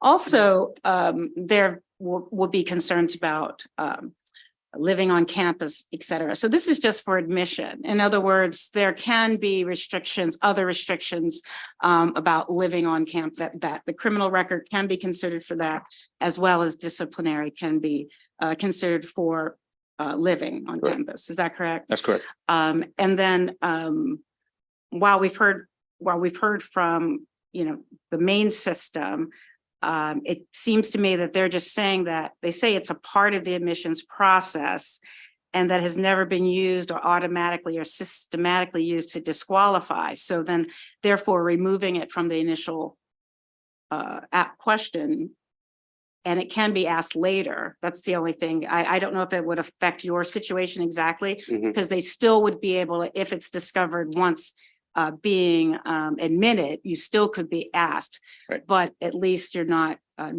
applying because you're afraid of what might happen. Correct. Okay. All right. Thank you. Thank you. Okay, any additional questions of our sponsor or panelists? Okay, seeing none, we're going to move to the virtual witnesses. We've got, we're going to start with Arsalan Zadiki. Oh, they're not present. Okay, Alvaro Saran Ruiz. Okay, Mr. Ruiz, you're part of the sponsor panel of Senator Washington. You've got 2 minutes. You're signed up favorable. 2 minutes. Thank you. Good afternoon, Chair Feldman, Vice Chair Kagan, and members of the committee. My name is Alvaro Saran Ruiz. I'm a senior at Eleanor Roosevelt High School and reside in District 24. I serve as the student member of the board for the Prince George's County Board of Education, but do not come on behalf of the board, but as my own individual. I asked this committee to render a favorable report for SB 0812. The mission of a lot of our school systems is to prepare students for college or a career pathway after high school. But unfortunately, this mission doesn't reach its goal for some of our students. One of the issues being faced is that for some of our students seeking to further their education, because they have to report any disciplinary record from school, colleges will in most cases not admit them or not even review their applications, as has been mentioned. How sad is that? How sad that a student wanting to go to college is being robbed of this opportunity because of something that could have been a small infraction, but is being weighed the same way as a bigger one. The college application process is stressful enough for anyone, but for someone who has to fear their future being weighed upon having to select yes or no when reporting disciplinary records, this process is deterrent to seeking higher education. This is why, as a state, we must make a move to protect the opportunity for a future in college for our Maryland students. Many factors already go into the decisions schools make. If a student has amazing grades, never missed a chance in an extracurricular, and was even on top of attendance, but had a bad day that led to a report being filed, this student, their opportunity to college should not be robbed. That is why I thank Senator Alonzo Washington for submitting this bill, and committee members, I urge a favorable report so that Maryland students could get to college. Thank you. Okay, thank you, sir. Any questions for the witness? I've got Vice Chair Kagan. Alvaro, congratulations on being the SMOB for Prince George's County. That's a big deal, and you did a great job with your testimony, so thank you for sharing your opinion. We have another SMOB in the audience, and you may have seen David Naiman testifying earlier on election bills. He's quite the expert, and he was Montgomery County's very first SMOB, and I was proud to vote for him when I was in high school. So you have great I hope. Good luck to you. Take care. Thank you. Thank you. I wrote one of our pages right now. Oh. Okay, very good. Any additional questions for Mr. Ruiz before we move to the next virtual witness? Okay, seeing none. Thank you, Mr. Ruiz. We're going to go to Rebecca Cumberbatch.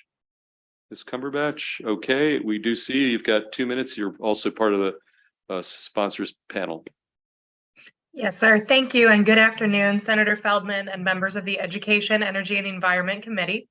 My name is Rebecca Cumberbatch, and I am a student attorney in the Youth Education and Justice Clinic at Maryland Carey Law. I also am a former middle school teacher and administrator, and our clinic represents children who have been pushed out of school through suspension or expulsion, and we ask for a favorable report on Senate Bill 812. Research has consistently shown that Black and lower income students are disciplined more frequently for the same behavior as their white peers, even when all other variables are removed. Implicit bias, cultural stereotypes, and even explicit prejudice explain why Black and brown students are disciplined at much higher rates. Back in September 2020, the Common Application, which is used by over 1,000 colleges and universities and 3 million applicants per year, removed a question about school discipline from their application. Now, Senate Bill 812 gives Maryland the chance to catch up.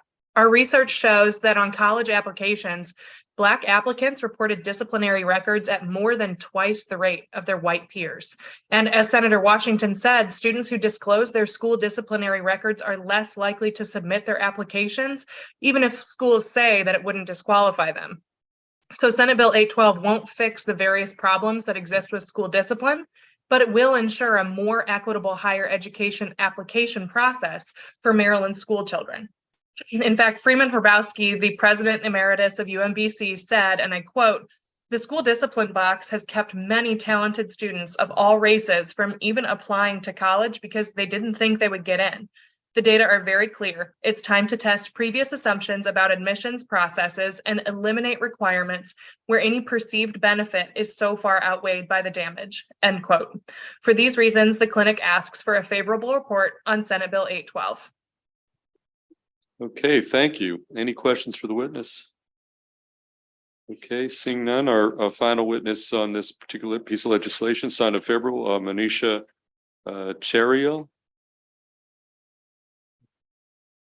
Manisha, you there? Okay, I see you've got, again, 2 minutes to weigh in. You're signed up favorable. Thank you so much. Good afternoon, Chair Feldman, Vice Chair Kagan, and members of the committee.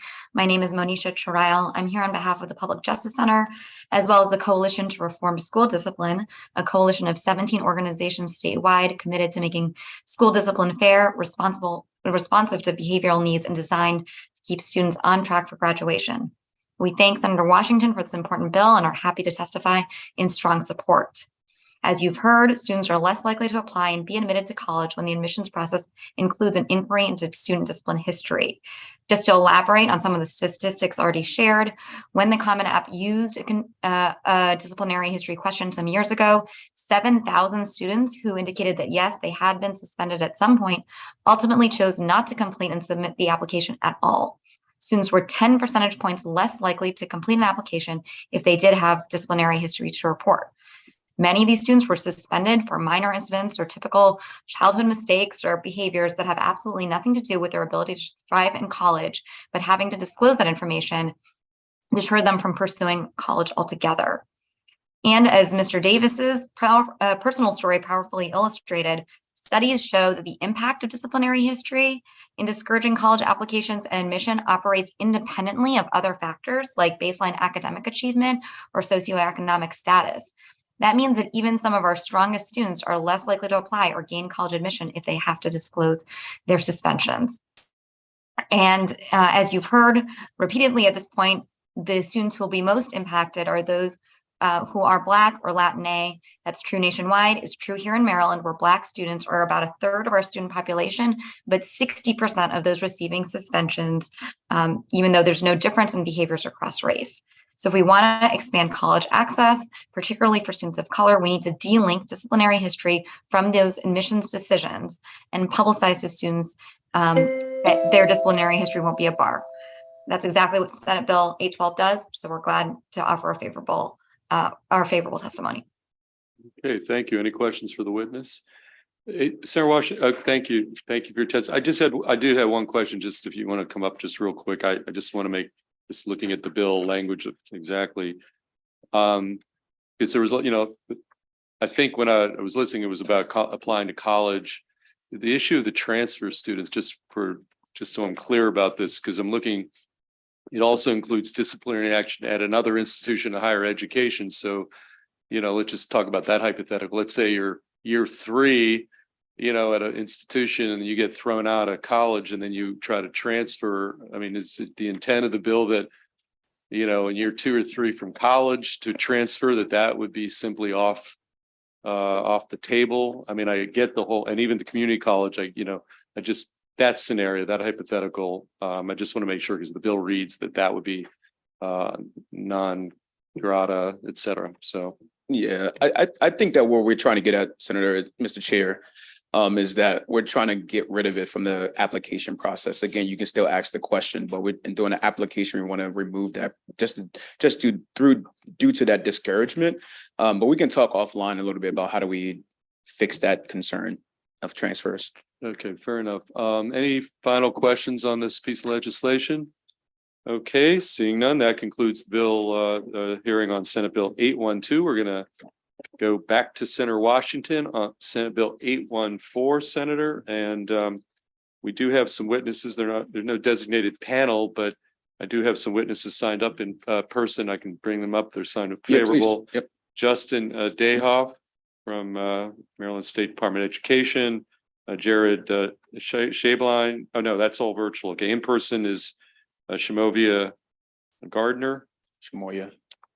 I'm sorry, Shamoya. Okay, I apologize. I botched that up.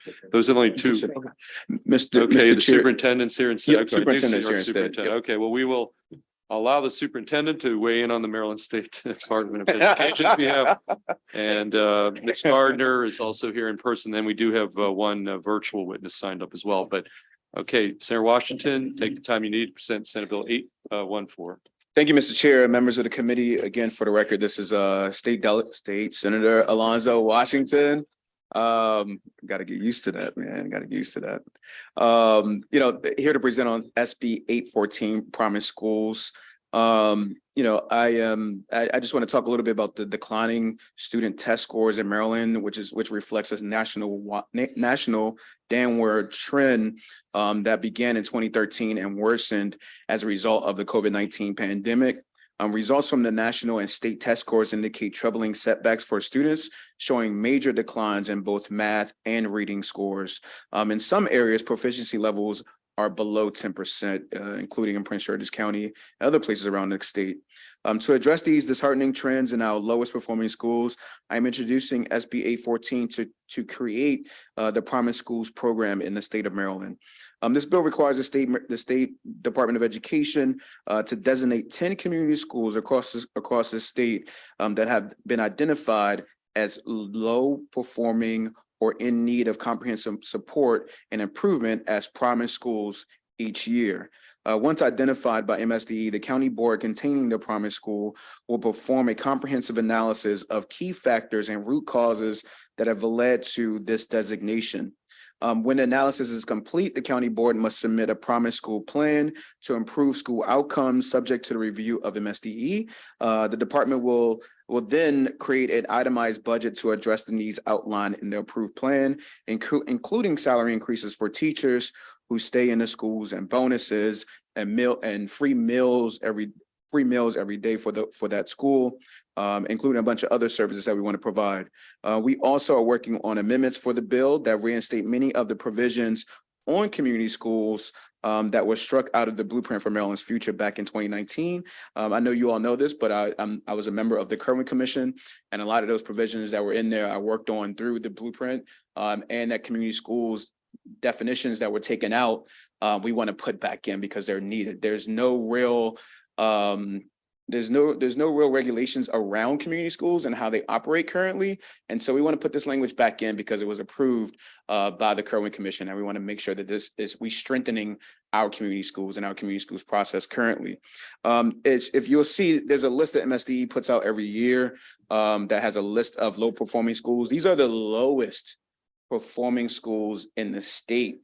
And some of them are throughout the state. This Anne Arundel County, Baltimore City, Baltimore County, Prince George's County, Hartford County, Montgomery County, schools like, and I'm not calling anyone out, but schools like Franklin Middle School, Carl Sandburg Center, John L. Gilder Regional Institute for Children and Adult, Bladensburg High School, Northwestern High School. And these are schools that might sound familiar to you all because they're in some of your districts in here. And on this list, none of them are in my district. This isn't a parochial for me. This is about improving the schools across the state and helping the lowest performing schools. This is an intervention that I believe will work. It has been tested before throughout this country. It's a best practice initiative that the superintendent and I worked on. And so I am proud of this product of this bill. I know there's a lot of questions about it, but we need to do something. We can't leave. I don't want to say that statement. We need to make sure we provide supports to all of our students so that all of our students who are the lowest performing get the resources that they need now. And we can't wait to year 10 of the Blueprint for Maryland's Future to help these students that are struggling right now in these schools. So with that, Mr. Chairman and members of this committee, I ask for a favorable report of this bill. Thank you. Okay, well, thank you for your service and the Blueprint project. And let's hear from the state superintendent and then Ms. Gardner, then we'll open up for some Q&A. Mr. Superintendent. Good afternoon, chairs and members of the committee. Good to see you again. For the record, I am Mohammed Chaudhry, State Superintendent of Schools, here today to urge a favorable report on Senate Bill 814, which establishes a new statewide program known as the Promise Schools Program to address persistently low-performing schools head-on.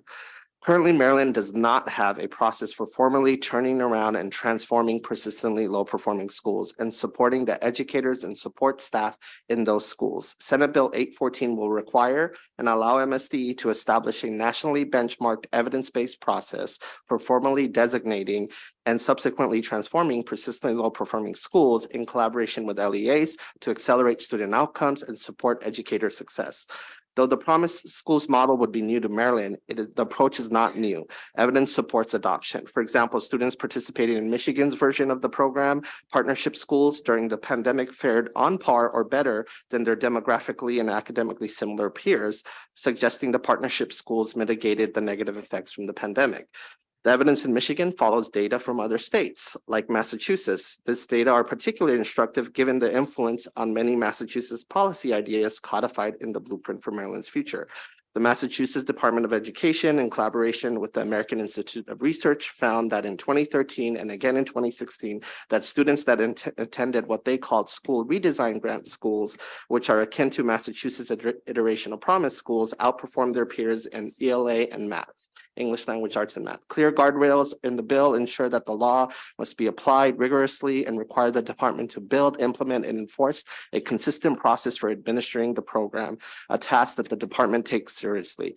In addition, the bill's alignment with the Blueprint for Maryland's Future for strengthening community school implementation are critical components of the bill, and we stand ready to boost the program's success.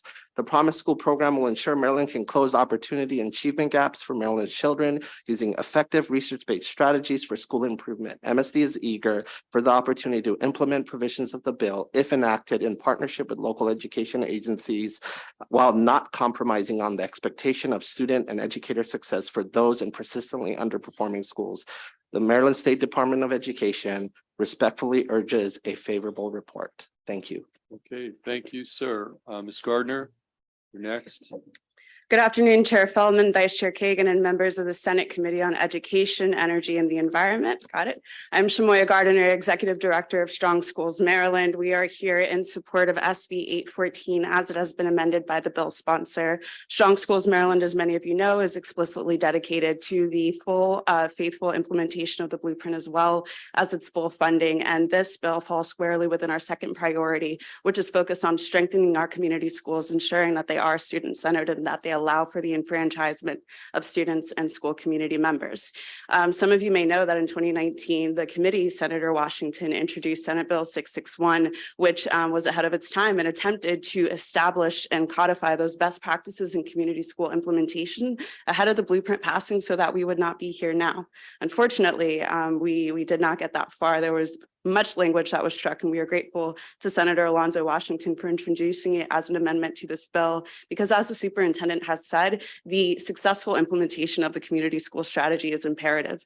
We have invested and we have all made the decision to invest hundreds of millions of dollars in this strategy, but moreover than the money, we have made an explicit commitment to students who attend schools in high poverty areas that we want to see them succeed, that we are explicitly setting aside funding so they succeed. But it is more than just funding for community schools. It's having the right perspective. It's having the right pedagogy and understanding that things like shared leadership, distributed accountability, continuous improvement and authentic family and community engagement are what encourage community schools to be successful. And if we set them up to operate in the right way, then all of the supports offered by the bill and the Promise Schools program will go towards ensuring the effective implementation of community schools instead of going backwards to try to redo what we already had national best practices tell us should be done. And for those reasons, we support SB 814 as amended. Thank you. Okay, thank you. Any questions for the sponsor, the two witnesses? Senator Augustine. All right. Yeah, thank you very much for bringing this. I'm trying to just get my arms around what it is. Am I reading it right that all the Promise schools have to be identified? Am I reading this right, that they all have to be identified and then there's a plan for all of them? Am I reading it right? Yes. So every year we designate low performing schools and we have about 25 or so. The bill allows us to go even above that 25, that bottom 5%. The goal is if you make it on the list multiple times, you keep appearing on that list, all right, 3 consecutive years, you are eligible to become a Promise school and to go through that transformation experience. And the bill says the department, you need to pick 10 at least. We can talk about what the correct number is, but ultimately it says 10. So of those, right, you don't want to see people reappearing. And I've looked at the data, we have too many people reappearing, right? Because you're always going to have a low performing set of schools. That's the nature of the process. But if you keep reappearing, you're eligible to go through a Promise School transformation process. And so at that point, the department is mandated to essentially work with LEAs to work with those schools out of the bottom low performing schools list that we have every year to go through that experience and develop a 3-year Promise plan and implement it and execute it and never make it back on that list ever again. As a follow-up to that, and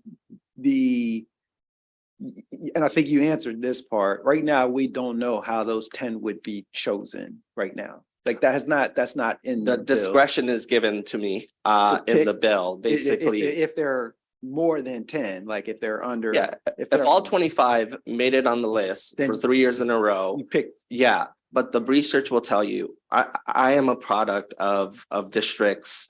All my mentors are superintendents who have turned around low performing schools. You don't take all of them on at the same time. You wish you could, but it's hard. So you got to build proof of concept. So you take them as a cohort, right? And then you build proof of concept and then you scale and replicate. And that's what we did in my old stomping grounds.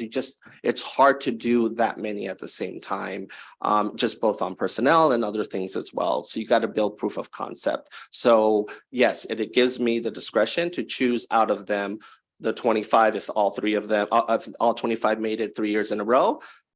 Technically, all of them are eligible. Okay. If you're asking me how I would think and make that decision, I would think through, I would not want to just pick on one school system.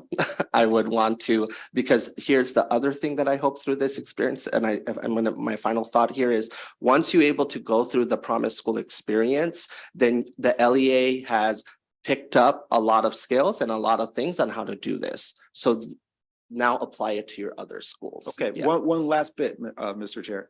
So, and then the next part that I read that I just want to get a take on, because I didn't necessarily get it, was after those, there's a period of time after which, if it's not successful, then the children, then the system has to place the child in a school that is performing.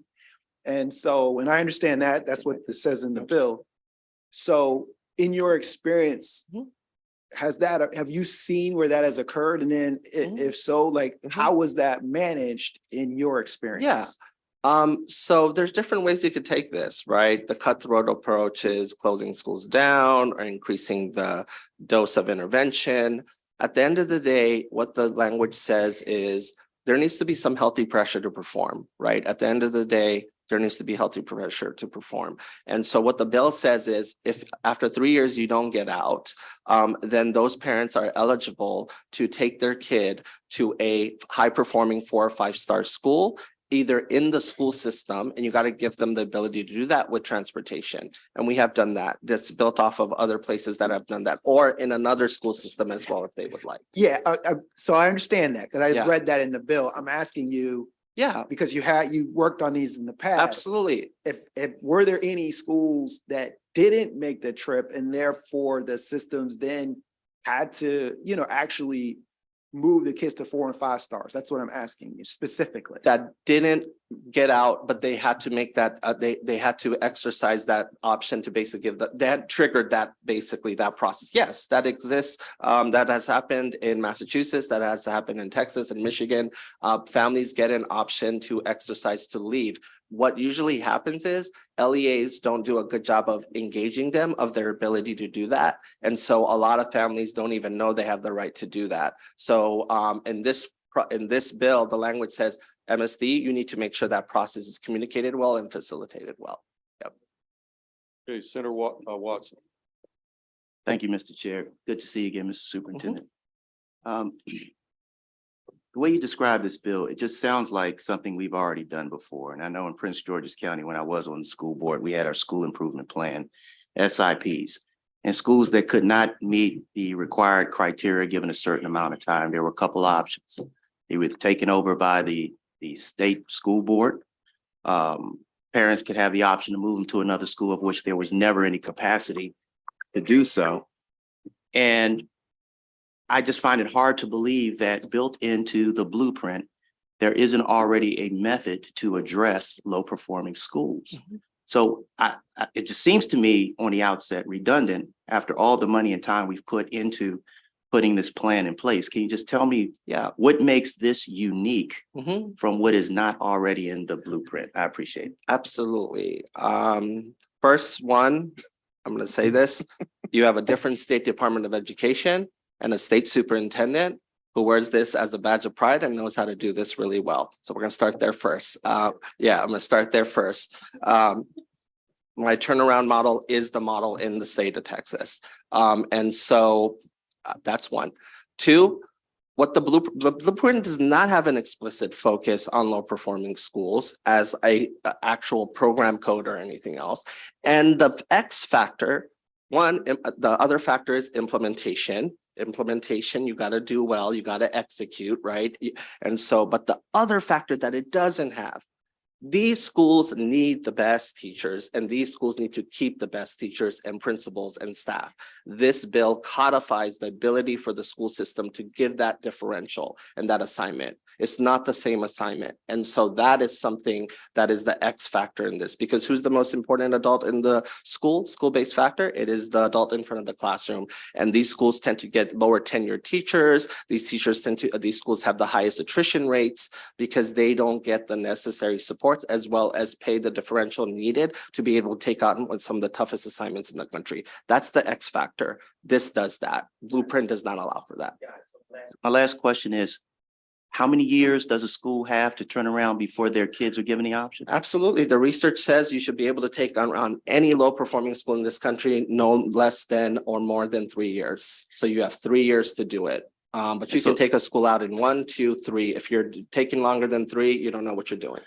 So a child could be in a low performing school for 3 years before given the option to go to another school, at which case they would be significantly behind grade level, I would think, which would challenge the capacity of the receiving school to be able to provide the resources and intervention to get them back up to speed to graduate. So if we're talking high school, 3 years, you're about to graduate. You're about to walk out the door. How does, and you mentioned the Texas model. I'm just curious if you could give me some insight as to how they manage that. Yeah, I don't want to do a mass exodus of parents and lose hope in the school that is undergoing a transformation. We also have to describe what transformation is. Going from 10 to 20 to 30 to 40 to 50 to 60 to 80, 90, right? So that's how low performing schools and urban school districts with high poverty work. And that's a good school right there that I just described. That's growth. Unfortunately, our real estate agents don't price houses that way. If they did, we would see different values. I'd like to figure out how to do that one day. Instead, we fund houses based on SES. Let me not start that rant. But basically, what I am saying here is that school is going to be growing, and those kids are going to have hope, and those kids are going to do great things. But I don't want to just all of a sudden have parents all over the lose hope in the school and just that first year it's a low performing school, get the heck out. Like, no, like you have to be able to give it a chance to grow and everything else. And so, and you'll know early on, you got to have an amazing first year. You'll know early on. So I would not want to disrupt school communities right away. But I do think parents deserve an option to go to a high quality school as an option. And it should be another public school with transportation, either in their LEA or in another LEA. Yeah. Okay, any additional questions for the sponsor or the two witnesses? Mr. Chairman. Yes, yeah. Just real fast, we submitted the amendment for the community schools portion. We just got it to, yes, I believe last night. And so it's not in your floor system right now. And so we're gonna make sure you get it through email to everybody. Okay, we have one question from the vice chair. Thank you, Mr. Chair. Senator A. Washington, page 8, lines 20 through 24, and I'll read them aloud for folks who don't. Regardless of where a child is domiciled, a child may attend a school anywhere in the state if the public school in the county where the child is domiciled is a school with a promised school plan that has not improved student outcomes as required of this section of this article. I wonder if you could speak to that and explain that further. I think it's just exactly what the superintendent just described through conversations with Senator Watson, but superintendent, you want to see that? Sure. Do you want to hear from him? No, so I guess I didn't follow then the final. Yeah. I worry about, sorry. Yeah, basically what I was this. totally listening. Yeah, basically what this allows is it allows a parent to be able to go to a school that they are not zoned to be able to attend the high performing school. I heard that. Yeah. And the real estate values and that you Yeah, don't control those and you're not going to do the rent. Yeah. I did hear Yeah. all that. I will talk to you about that another time. That's fine. Okay, I think I that's just don't easier. think people should be doomed by zip code and how much for their housing there that their school is not improving. Okay, any additional questions for this? We do have one additional virtual witness. Any questions for this panel or the sponsor? Okay, seeing none, we'll move to our final witness, Jared. Jared, are you on there? Okay, so that does conclude the bill hearing on Senate Bill 814, which is going to take us to our final bill of the day. Senator Brooks on Senate Bill 488. And you do have a couple of witnesses signed up in person. The two that you've designated as part of your sponsored panel is Sharon. I'm sorry, Sharon Manecki and Mark Moore. Those are the two designated sponsor panelists. There are some other witnesses signed up favorable as well, but they're not. I could bring them up if you want. They're signed up favorable. Do you want me to bring them up? Yes, you might as well. Okay, Sarah Chair. Strider. Is Ms. Strider here? Samuela Anse. Okay, so let's stop there. After this, witnesses are all virtual, so these are our in-person favorable witnesses. So Senator Brooks, Senate Bill 488. Chair Feldman, Vice Chair Kagan, members of my committee, thank you for the opportunity to testify before you on SB 488. For the record, I'm Senator Brooks, representing 10th Legislative District in Baltimore County. The purpose of this bill is to have the Department of Legislative Services, better known as DLS, to conduct a study on the creation of an electronic ballot return system and requires the State Board of Elections to issue a request for proposal for the implementation of an electronic voting return system. If there is a way to make the participation in the electoral process easier and more accessible for all of our constituents, I believe that it is our duty to as elected officials to explore all possibilities. Maryland gives its voters many options when casting their ballot. Individuals can vote in person, vote by mail, or vote by absentee ballot. However, many of the military serving overseas and citizens with disabilities are limited by the ballot return system currently available. an online electronic ballot return system could improve voting accessibility for disabled, overseas, and absent uniform service voters.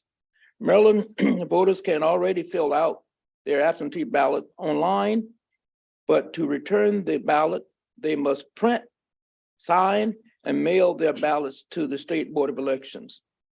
A study of allowing voters to return their ballots online would act to close the loop of Maryland electronic ballot process.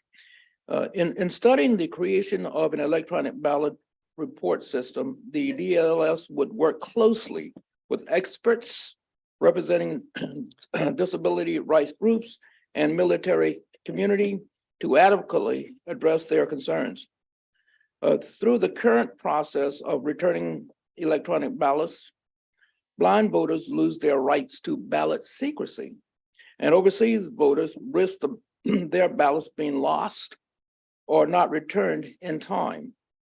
I would ask the members of this committee, however, how are the results of this inadequate system different from the denial of a voter's civil rights?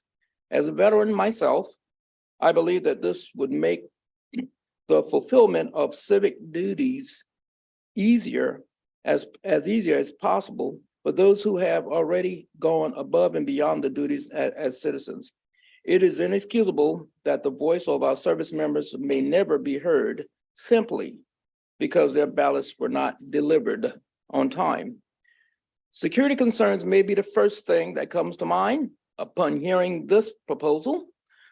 This is of concern to me as well, which is why I believe that it is important to study the implementation of electronic ballots, implementation of this technology prior to its deployment. 31 states, Washington and Washington, D.C., and the Virgin Islands allow certain voters to return voted absentee ballots electronically via fax, email, and online portals. 12 of these states allow the voters to submit their ballots online: Colorado, Delaware, Hawaii, Louisiana, Maine, Massachusetts, North Carolina, North Dakota, Rhode Island, Utah, and West Virginia. Recent development in cybersecurity, such as end-to-end encryption and backchain system, are encouraging and would provide online voting with much more security than emails or fax. On the other hand, ballot returns over the fax or email lacks security and are vulnerable to phishing and impersonation by bad actors. I think members of the committee will agree with me in saying that online ballot return system has too much merit to not be considered, but the potential security risks to voters' information and elections warrants a comprehensive study. And for that reason, I request a favorable report. And I do have some panelists here, Chair, so we can perhaps hear from that person. And why we don't can answer you questions. select, do you have a preference on sequence? Okay, Sharon, you want to go first? Okay, tell us your That- full name. My name is Sharon Renecki, and I'm the Legislative Director for the National Federation of the Blind of Maryland. I want to thank Senator Brooks for introducing this bill, and I would urge your favorable consideration. You know, this prohibition against electronic ballot return was introduced and passed by the General Assembly in 2000. That's 23 years ago. The world has changed. And that's why we need a study. So the ballot return system has been figured out how to do it in several states, as Senator Brooks mentioned. Also, we talk about security, but what about the security of the civil right and the civil rights of the disabled? How do you know that that person just did what you told them to do? How do you know that they didn't change your vote? That's a security issue. So, you know, usually we don't like studies because they don't accomplish much and they get filed in the circular bin and stuffed in the drawer and that sort of thing. But this is a different kind of, or it should be a different kind of study. It should be taken seriously and looking at the questions that are in the bill. And that's why we urge favorable report. Okay, thank you. Chair Brooks, you want to designate? Yeah, Mark, you want to go next? All right. Thank you. I'm Mark Maurer. I served as president of the National Federation of the Blind for 28 years. And in that service, had extensive experience with voting, worked with the Maryland Board of Elections and with boards of elections in many other states, with the effort to bring opportunities for blind people to have access to a private and independent vote. So I appreciate the opportunity to testify today, and I want to thank you for your service. This committee represents the government, and what we're trying to do is improve that government by getting more people to vote for it. Vote for people like you, for example. Blind people, I voted for the first time. I've been blind my life long, and I voted for the first time in 1972. And mostly what I've had to do is have somebody else supervise my ballot, help me fill it out, or have judges stand and watch me vote so that everybody knew who I was voting for. And what we want to do is have independent votes. In the National Federation of the Blind, after the Help America Vote Act passed in the early part of this century, we established a national voting program to study all of the accessible vote systems in the nation. And we have worked with those 30 states or thereabouts that have electronic voting systems. And sometimes we've worked very well with them, and sometimes we've found ourselves in court opposing them, including in the state of Maryland. And we got the right, we won the case to get the right to be able to fill out a web ballot, but then you have to send it in. And of course, I don't have a printer, so I couldn't send mine in, which means that I had to go to the other system, which didn't work at all. I doubt that my last vote ever arrived. I couldn't ever figure out that it did because they said they would tell me and I never heard. So I urge you to support this bill, which would give us an opportunity to vote privately, independently. Thank you. Okay, thank you. Okay, let's go down the aisle. You're Sarah? I am. Okay, Ms. Strider, you've got 2 minutes. I'm Sarah Streeter. I'm the spouse of an active duty U.S. Space Force Guardian. I'm also the executive director of Secure Families Initiative. We're a nonpartisan group of military partners and family members representing thousands across the world that supports voting and advocacy within our community. In 2022, I was awarded the AFI Military Spouse of the Year Award out of recognition for this work. I'm going to go ahead and summarize the written testimony that I've submitted here today.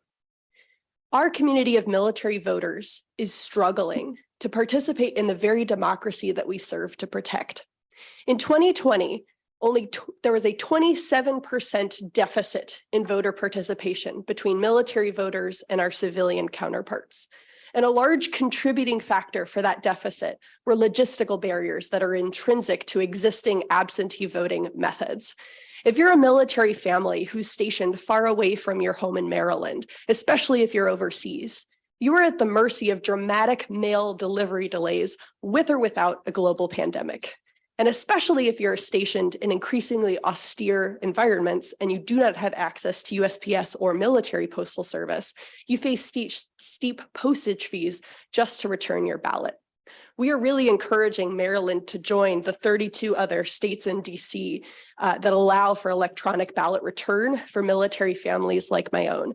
And we're confident that a study will illuminate copious pilot programs and other states that have demonstrated this can be done smoothly and securely. Thank you for your time. Okay, thank you. Why don't you pass that mic to our last in-person witness? Tell us your name. Good. Samuela Ansa. Good afternoon, Chair, Vice Chair Kagan, members of the committee. My name is Samuela Ansa, and I'm the voting rights advocate at Disability Rights Maryland, where we work to advance the rights of all Marylanders with disabilities, and I'm here testifying in support of Senate Bill 488. This bill will allow us to explore the ways technology can benefit the specific needs of voters with disabilities and those serving abroad by studying the idea of electronic ballot returns. Currently, Maryland offers voters with disabilities web-delivered ballots that have to be printed, which can present barriers. And for those serving abroad, they are still limited to mail-in ballots, which are vulnerable to international postage. Electronic ballot returns for these two specific types of voters will aid in the feasibility of voting, increasing their participation. I know whenever electronic ballot return is mentioned, people clutch their pearls and immediately highlight security risks, especially given the narrative of the 2020 election. However, 31 states currently offer some form of electronic ballot returns for specific voters, like voters with disabilities and those serving abroad. In my written testimony, I highlighted Denver and West Virginia, who used electronic ballot returns for those in uniform serving abroad in different countries all around the world using a blockchain technology, which I'm not very familiar with. Each pilot program in those two states was less than 200 voters, and they saw a 98% and 82% return rate of those ballots and no risk to the integrity of their ballots and elections. While electronic ballot return is not ready for widespread use for all voters, it can greatly benefit those with disabilities who still find it difficult to vote with a mail-in or web-delivered ballot, and those serving abroad who are subject to international postage. This bill will bring disability organizations and military communities to the table to study electronic ballot returns. However, we highly recommend that cybersecurity professionals also be invited to the table to address security concerns. For those reasons, we urge a favorable report on Senate Bill 488. Thank you. Okay, any questions for the sponsor or for any of our four witnesses? Okay, seeing none, we're gonna next go to our virtual witness list, starting with Jared Roush. Mr. Roush, you've got 2 minutes and you've signed up favorable. Thank you, Mr. Chairman and committee members, for allowing me to testify today. My name is Jared Roush. I'm here in support of SB 488, and I wish to extend my gratitude to Senator Brooks for introducing this important legislation, as well as for the other witnesses for offering their testimony. I currently serve as the executive director of Democrats Abroad, and I'm intimately familiar with how states manage and facilitate the voting process for their uniformed and overseas civilian voters.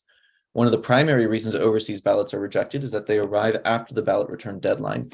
Mail disruptions during the 2020 election cycle, international and domestic, demonstrated how easily voters can be disenfranchised if mail service is not functioning properly.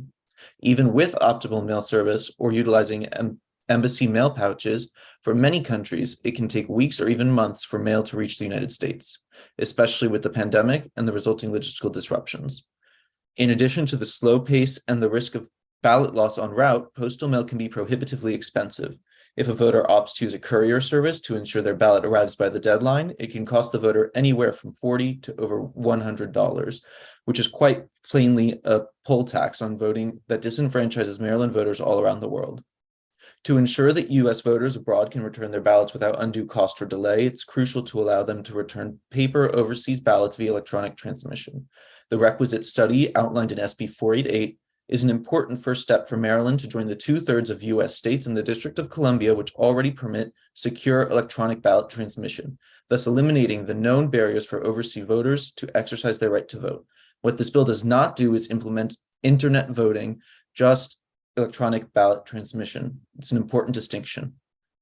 Many overseas voters did not have a voice in the election of representation in this General Assembly, but it is the responsibility of this body to grant that all Marylanders have that capability going forward.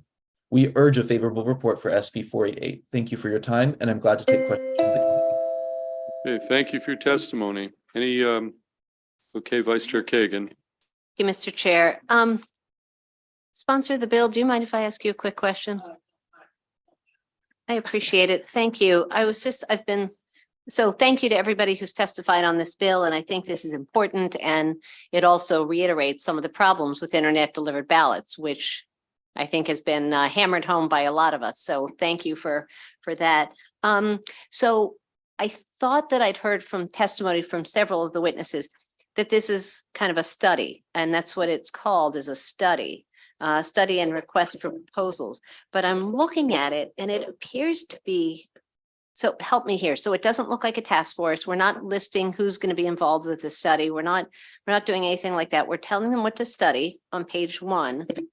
And then on page 2, lines 7 through 9, there shall be a report of its finding, the Department of Legislative Services, which is fine, but we're not necessarily asking DLS to consult with any particular people. We're just asking the Department of Legislative Services to do a study on its own. And then on lines 10 and 11, it says next January, the State Board of Elections shall issue a request for proposals. And I just wonder, so I'm just trying to understand, is this a study and will we have the right people? And then we're kind of predetermining the outcome if we're saying they shall issue. Oops, I'm sorry. Yeah, that's true. It is a study, Madam Vice Chair. And we will have what I'm told by DLS, we've got to get this passed before we can have them do the actual, not DLS, before we can have the SBE do the actual implement this. We got to have the study done first before we can have before anything can go forward. The study has to be done and the bill has to be passed. In my reading of this, I don't see that it's the Department of Legislative Services in consultation with shall do the study. Yeah, on before December 1. Right, Department of Legislative Service should submit a report of their findings with General Assembly and We can talk offline, Yeah, but it doesn't okay. look like the study is being done by the election experts, by the State Board of Elections or the local board or the disability community or the blind voters or the military. But we can talk offline, but I'm a little confused as to how it's a study and whether we're a little bit ahead of things by mandating an RFP at the end of a study. Okay, well, I would suggest, why don't you guys, you can Why don't take this we do that? offline. Yeah, and let's take up the yes. time to So the listen. intention makes a lot of sense, but I just, sometimes Gotcha. it's right, the Right, details. indeed. Okay, Okay. thank all you, right. Senator Brooks. Thank you, Sure. Mr. Chair. Okay, let's go to the next virtual witness, Candace Careston. Candace, if you could weigh in. Okay, we do see you. You've got 2 minutes. Thank you, Mr. Chairman, and thank you, Senator Brooks, for introducing this bill. My name is Candace Careston, and I'm calling in today from Munich, Germany, and I want to thank you for allowing us to testify remotely. I currently serve as State Party Chair of Democrats Abroad, one of the Democratic National Committee's 57 state parties. We're the largest organization of U.S. citizens living outside of the United States, and we represent the millions of Americans living permanently or temporarily abroad, including many from Maryland. At the center of our mission is ensuring that U.S. citizens overseas, regardless of party affiliation, can and do exercise their constitutional right to vote. That is why I'm asking you to please support Senate Bill 488, which could ultimately make it easier for them to do so by exploring how barriers to voting from abroad could be reduced using secure electronic methods. Overseas voters, including active duty military, military families, veterans, and civilians like myself, are guaranteed the right to vote under current U.S. law. As you've heard, the majority of U.S. states permit their citizens abroad with the right to return their ballots via secure electronic methods, including fax, email, or online upload. This is not the case in Maryland. In fact, all Maryland voters abroad are required to return their ballots exclusively by postal mail. Your voters live all around the world, many in countries that lack reliable postal service. They also live in remote places where even if the mail service works, the time between sending and receiving mail can take weeks or even months. This was especially pronounced during COVID, where some countries suspended international airmail entirely. In addition to the barriers of functionality and time, cost is a major problem. We often hear from voters that return their ballots using courier services to ensure that their ballot actually is received and counted. This is cost prohibitive, usually costing $50 or more. Voters report that these costs mean that they cannot afford to vote. Many even call it a poll tax. Senate Bill 488 paves the way for Maryland to join the majority of states, and I urge you for a favorable report. Thank you. Okay, thank you. We're going to next go to our next witness, Michelle Taub. Taub. Okay, you've got 2 minutes. Thank you.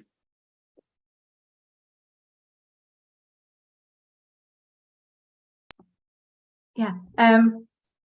Good afternoon, Chair Feldman, Vice Chair Kagan, and distinguished committee members. My name is Michelle Taube, and I am a Montgomery County voter. I moved to Copenhagen, Denmark 15 years ago to take a job. I travel back to Maryland at least once every year to visit friends and family, and I keep up with current events. I vote in every election because I feel close to Maryland and to the US. I always ask to receive my blank ballot electronically so that I do not have to worry about delays or about it getting lost in the mail. But I do not have the luxury of printing, voting, signing the oath, and then returning my voted ballot electronically. All I can do is put it in the post and hope that it doesn't get damaged or stuck to another envelope and that it is received on time. I am fortunate to live in a country with a reliable postal system, but I still have to make a special trip to a postal counter to send my voted ballot. However, one of the worst parts about having to return my voted ballot by mail is that the timing makes it difficult to be an informed voter. As an overseas voter, I received my ballot 45 days before Election Day, but voting guides typically only come out about 30 days before the election. It is difficult to balance the timing of voting and returning my ballot with learning about the issues that are on the ballot. My friends who vote in states that utilize electronic ballot return have the possibility of waiting until almost the last minute to return their voted ballots. In fact, I know a voter who had just moved to Denmark, but was able to request, vote, and return her ballot on Election Day itself. I am glad that Maryland has a generous ballot receipt deadline, but I don't dare wait until the last minute to send my ballot. Thank you for the opportunity to add my testimony. I hope that the legislature passes this bill and that the proposed study leads to an electronic ballot return system for Maryland. Okay, thank you. Any questions for the witness? Okay, seeing none, our next witness is Elizabeth Laundrie. Ms. Laundrie, okay, I do see you. You've got 2 minutes. Thank you, Chair Feldman, Vice Chair Kagan, and committee. My name is Elizabeth Landry. Thank you for the opportunity to speak today. I am here in support of SB 488, and I want to thank Senator Brooks both for his service and for sponsoring this bill. I live abroad in Sweden and I vote in Frederick. I was born, raised, and received my nursing degree in Salisbury. At the end of 2018, my partner and I moved abroad to Sweden for their work. Maryland voters like me living abroad are dependent on mailing in our ballots. In 2020, postal systems around the world were upended due to the COVID-19 pandemic. With so much uncertainty around the length of time postal mail would require, I ended up paying a courier service to make sure that my ballot would be returned by the deadline. This cost me over $50. Having to pay this much to vote was a modern day poll tax, as others have said. Having the ability to electronically return my ballot would save me money and stress of worrying whether or not my ballot would make it back to Maryland. I'm grateful for the study outlined in SB 488, and my position is favorable with an amendment requesting the inclusion of a public forum available online so that Maryland voters living overseas can give input on how such an electronic ballot return system would improve their ability to vote from their host countries. Thank you again for the opportunity to speak and to the committee for your time. Okay, any questions for the witness? Okay, thank you. Seeing none, we do have some virtual unfavorables. Before we do that, we do have one witness from the Maryland Association of Election Officials who signed up for information purposes. Why don't we take Miss Barry, Catherine, is she on the line? Okay, she's not there. Okay, let's move to the unfavorables. A Queen Freechild. Queen, okay, there you are, Miss Freechild. Again, you're signed up unfavorable and you have 2 minutes. Thank you, Chair Feldman, Vice Chair Kagan, members of the committee. I'm a PG County resident representing public citizen, voting rights advocate for 9 years, working daily to ensure convenient and accessible voting for all. There are options worth exploring without internet voting. I'm concerned that this bill mandates purchase of an internet voting system within 9 months starting that process. Notably, there are no restrictions on who it's for. Last year, the state that includes Sydney, Australia, had to rerun an entire election because they're limited to people who needed it. Online voting system crashed. More than 30,000 people called the I Vote helpline in desperation, many with no other option and facing a fine if they didn't vote. All they got was a voicemail saying, sorry for the inconvenience. An unknown number of people lost their right to vote in that election.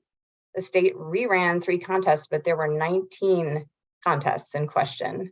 There are many other ways an internet voting system can fail and deeply damage our democracy. If I mark my e-internet ballot for Senator Feldman, for example, my computer relays back to me 1 vote recorded for Senator Feldman in this example, but the software at the county elections office can still record that I marked my ballot for Robin Ficker on their end. There's no way to check, like you do on a paper ballot that you marked with an assistive device or with your eyes if you have sight, that your vote was recorded correctly. Hackers ransomed over 100 county governments just last year. You can ransom encrypted votes, you can delete them. Employees make errors. There are software errors, there are update errors. If you can't tell how many votes there should be, you can't tell how many are missing or how many were added. The loss of thousands of votes can go undetected. Again, votes through any error, glitch, or hack could vanish or change undetected with current internet voting technology. It's not ready. There's no meaningful recount of an election with internet voting, only a very expensive rerun of the whole thing. So winning candidates in Australia were sued by the state. They were crying in court because they couldn't afford to rerun their election, to fundraise, to do everything all over again. Imagine in this moment of having survived an insurrection based on lies about an election with paper ballots recounted by bipartisan teams and lots of observers, what would happen here in that scenario if it were to be here? The Australian internet voting system was shut down after this colossal failure. Ms. Freechild, we blew through 2 minutes. Could you wrap up, please? That would be helpful. Yep. Thanks. Let's not repeat Australia's mistake. Thank you. Okay, thank you for your testimony. Any questions for Ms. Freechild? Okay, thank you for your testimony. Thank you. Let's go to Susan Greenhalgh. Ms. Greenhalgh? Yes. I apologize. You signed up also unfavorable and you've got 2 minutes. Thank you. Thank you, Mr. Chair, Vice Chair, and members of the committee for the opportunity to testify on SB 488. Free Speech for People is a national nonpartisan not-for-profit legal advocacy organization that is deeply committed to protecting and expanding voter access. We avidly support the intention of this bill, but must oppose it and ask for your unfavorable recommendation. Very plainly, ballots returned electronically are at high risk for manipulation, deletion, and fraud. For more than 2 decades, there have been numerous studies conducted by federal agencies, think tanks, and academic researchers that all reach the same conclusion. Ballots returned electronically are at dangerously high risk for manipulation and tampering. The voters casting ballots online cannot be reliably authenticated, and ballots cast online cannot be effectively audited. All of this makes online ballot return highly vulnerable to undetectable hacking and manipulation, which can be conducted at scale. The question of whether or not these ballots can be securely transmitted online has been asked and answered. And I'd like to be clear also that any ballot that returns online is subject to these threats. The idea that internet voting and electronic ballot return is just a distinction without a difference. In 2020, the Department of Homeland Security issued a risk assessment co-signed by the FBI, the National Institute of Standards and Technology, and the U.S. Election Assistance Commission, which warned that ballots returned electronically are at high risk for manipulation, even with controls in place. In other words, the security tools and safeguards like end-to-end encryption that are currently available cannot protect electronically transmitted ballots adequately. The Department of Homeland Security risk assessment explicitly recommends paper ballots. A detailed study from the National Academies of Science, Engineering, and Medicine stated that internet voting should not be used at the present time, adding that there is no known technology to guarantee the secrecy and security of ballots cast online. A bipartisan report on election security from the U.S. Senate Select Committee on Intelligence warned against internet voting, advising states to resist the push for online voting. And most recently, a task force at the University of California at Berkeley, funded by Task Philanthropies, a staunch proponent of online voting, concluded that it's not possible to develop security standards for ballots cast online because they cannot be secured. Though vendors may claim that they have secure systems, these are not backed by any independent reviews, only the vendors' self-serving promises. And while it's true that 30 states currently Ms. allow Greenlaw, electronic I'm returns. gonna have to ask you to wrap up. Yes, I will. You've submitted some written testimony, I believe, too. Yes, so I just, we have that. yeah.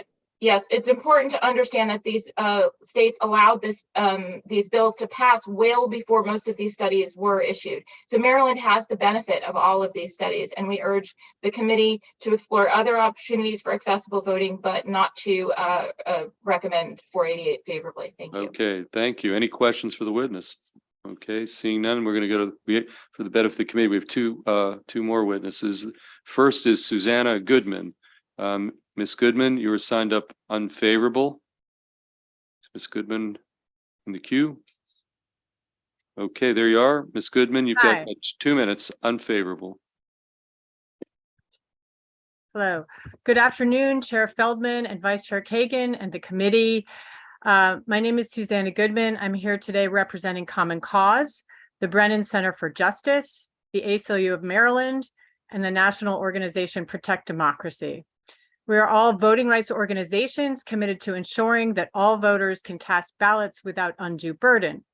However, we have serious concerns about SB 488. As Vice Chair Kagan noted, this legislation mandates that the State Board of Elections issue a request for proposal to purchase an internet voting system.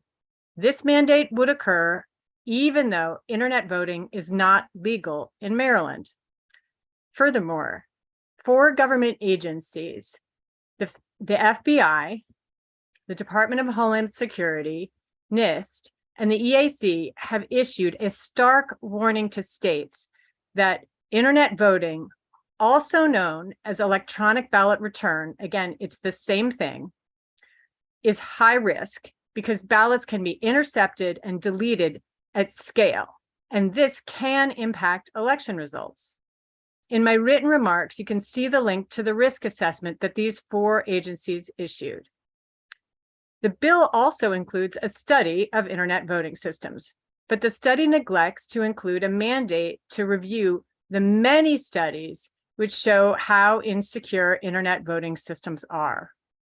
I strongly urge you, before passing this bill and allowing internet voting in Maryland, to consult with the experts at the Department of Homeland Security and NIST, as they are charged with keeping our elections infrastructure secure.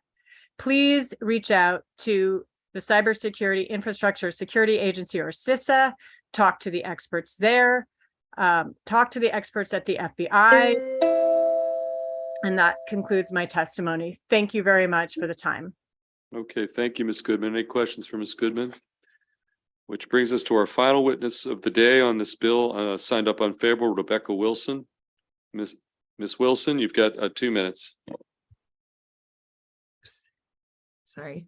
Mr. Chair, Madam Vice Chair, and committee members, thank you so much for allowing me to testify. I'm Rebecca Wilson, co-director of Save Our Votes, Secure, Accessible, Verifiable Elections for Maryland. We're a nonpartisan grassroots organization that advocated for 12 years to move Maryland from unverifiable paperless electronic voting machines to the voter-marked paper ballots we now use. And I've also served as a chief election judge in Prince George's County since 2004. In recent years, we have stepped back from activism because we did not want our work to be taken out of context. In the current environment around elections is a delicate balance when advocating for appropriate oversight of election technologies. But internet voting may legitimately raise voters' concerns about election results. When Washington, D.C. planned to try internet voting, they wisely invited security researchers to test the systems in a mock election beforehand. Within 48 hours, a University of Michigan team was able to hack in, make a cartoon character win, reveal every secret ballot, access server room security cameras and login credentials, and more. Election officials did not even notice the intrusion for 2 business days. Internet voting would remove the hard-won transparency and confidence that voter verifiable paper ballots have provided. In the current environment, of domestic mistrust of our elections, as well as the threat of foreign interference in them, we should be moving towards greater verifiability to restore the public's trust, which also helps protect the lives and safety of our election officials and their families. Our coalition's written testimony explores ways that other states are making their elections more accessible without transmitting voting ballots over the internet. So thank you for your consideration of this important issue. Any questions for Ms. Wilson? Okay, seeing none, that concludes the testimony for today on Senate Bill 488 and our bill hearings for the week. And everybody have a good weekend. I want to thank the committee for sticking around on a Friday afternoon. And I would only say that if alcohol were still in this committee, you would be up in the finance. Well, finance has 104 witnesses today on alcohol day, so things could be much, much worse. So everybody should feel pretty good about getting out of here before 4. So that said, have a great weekend. See everybody on Monday.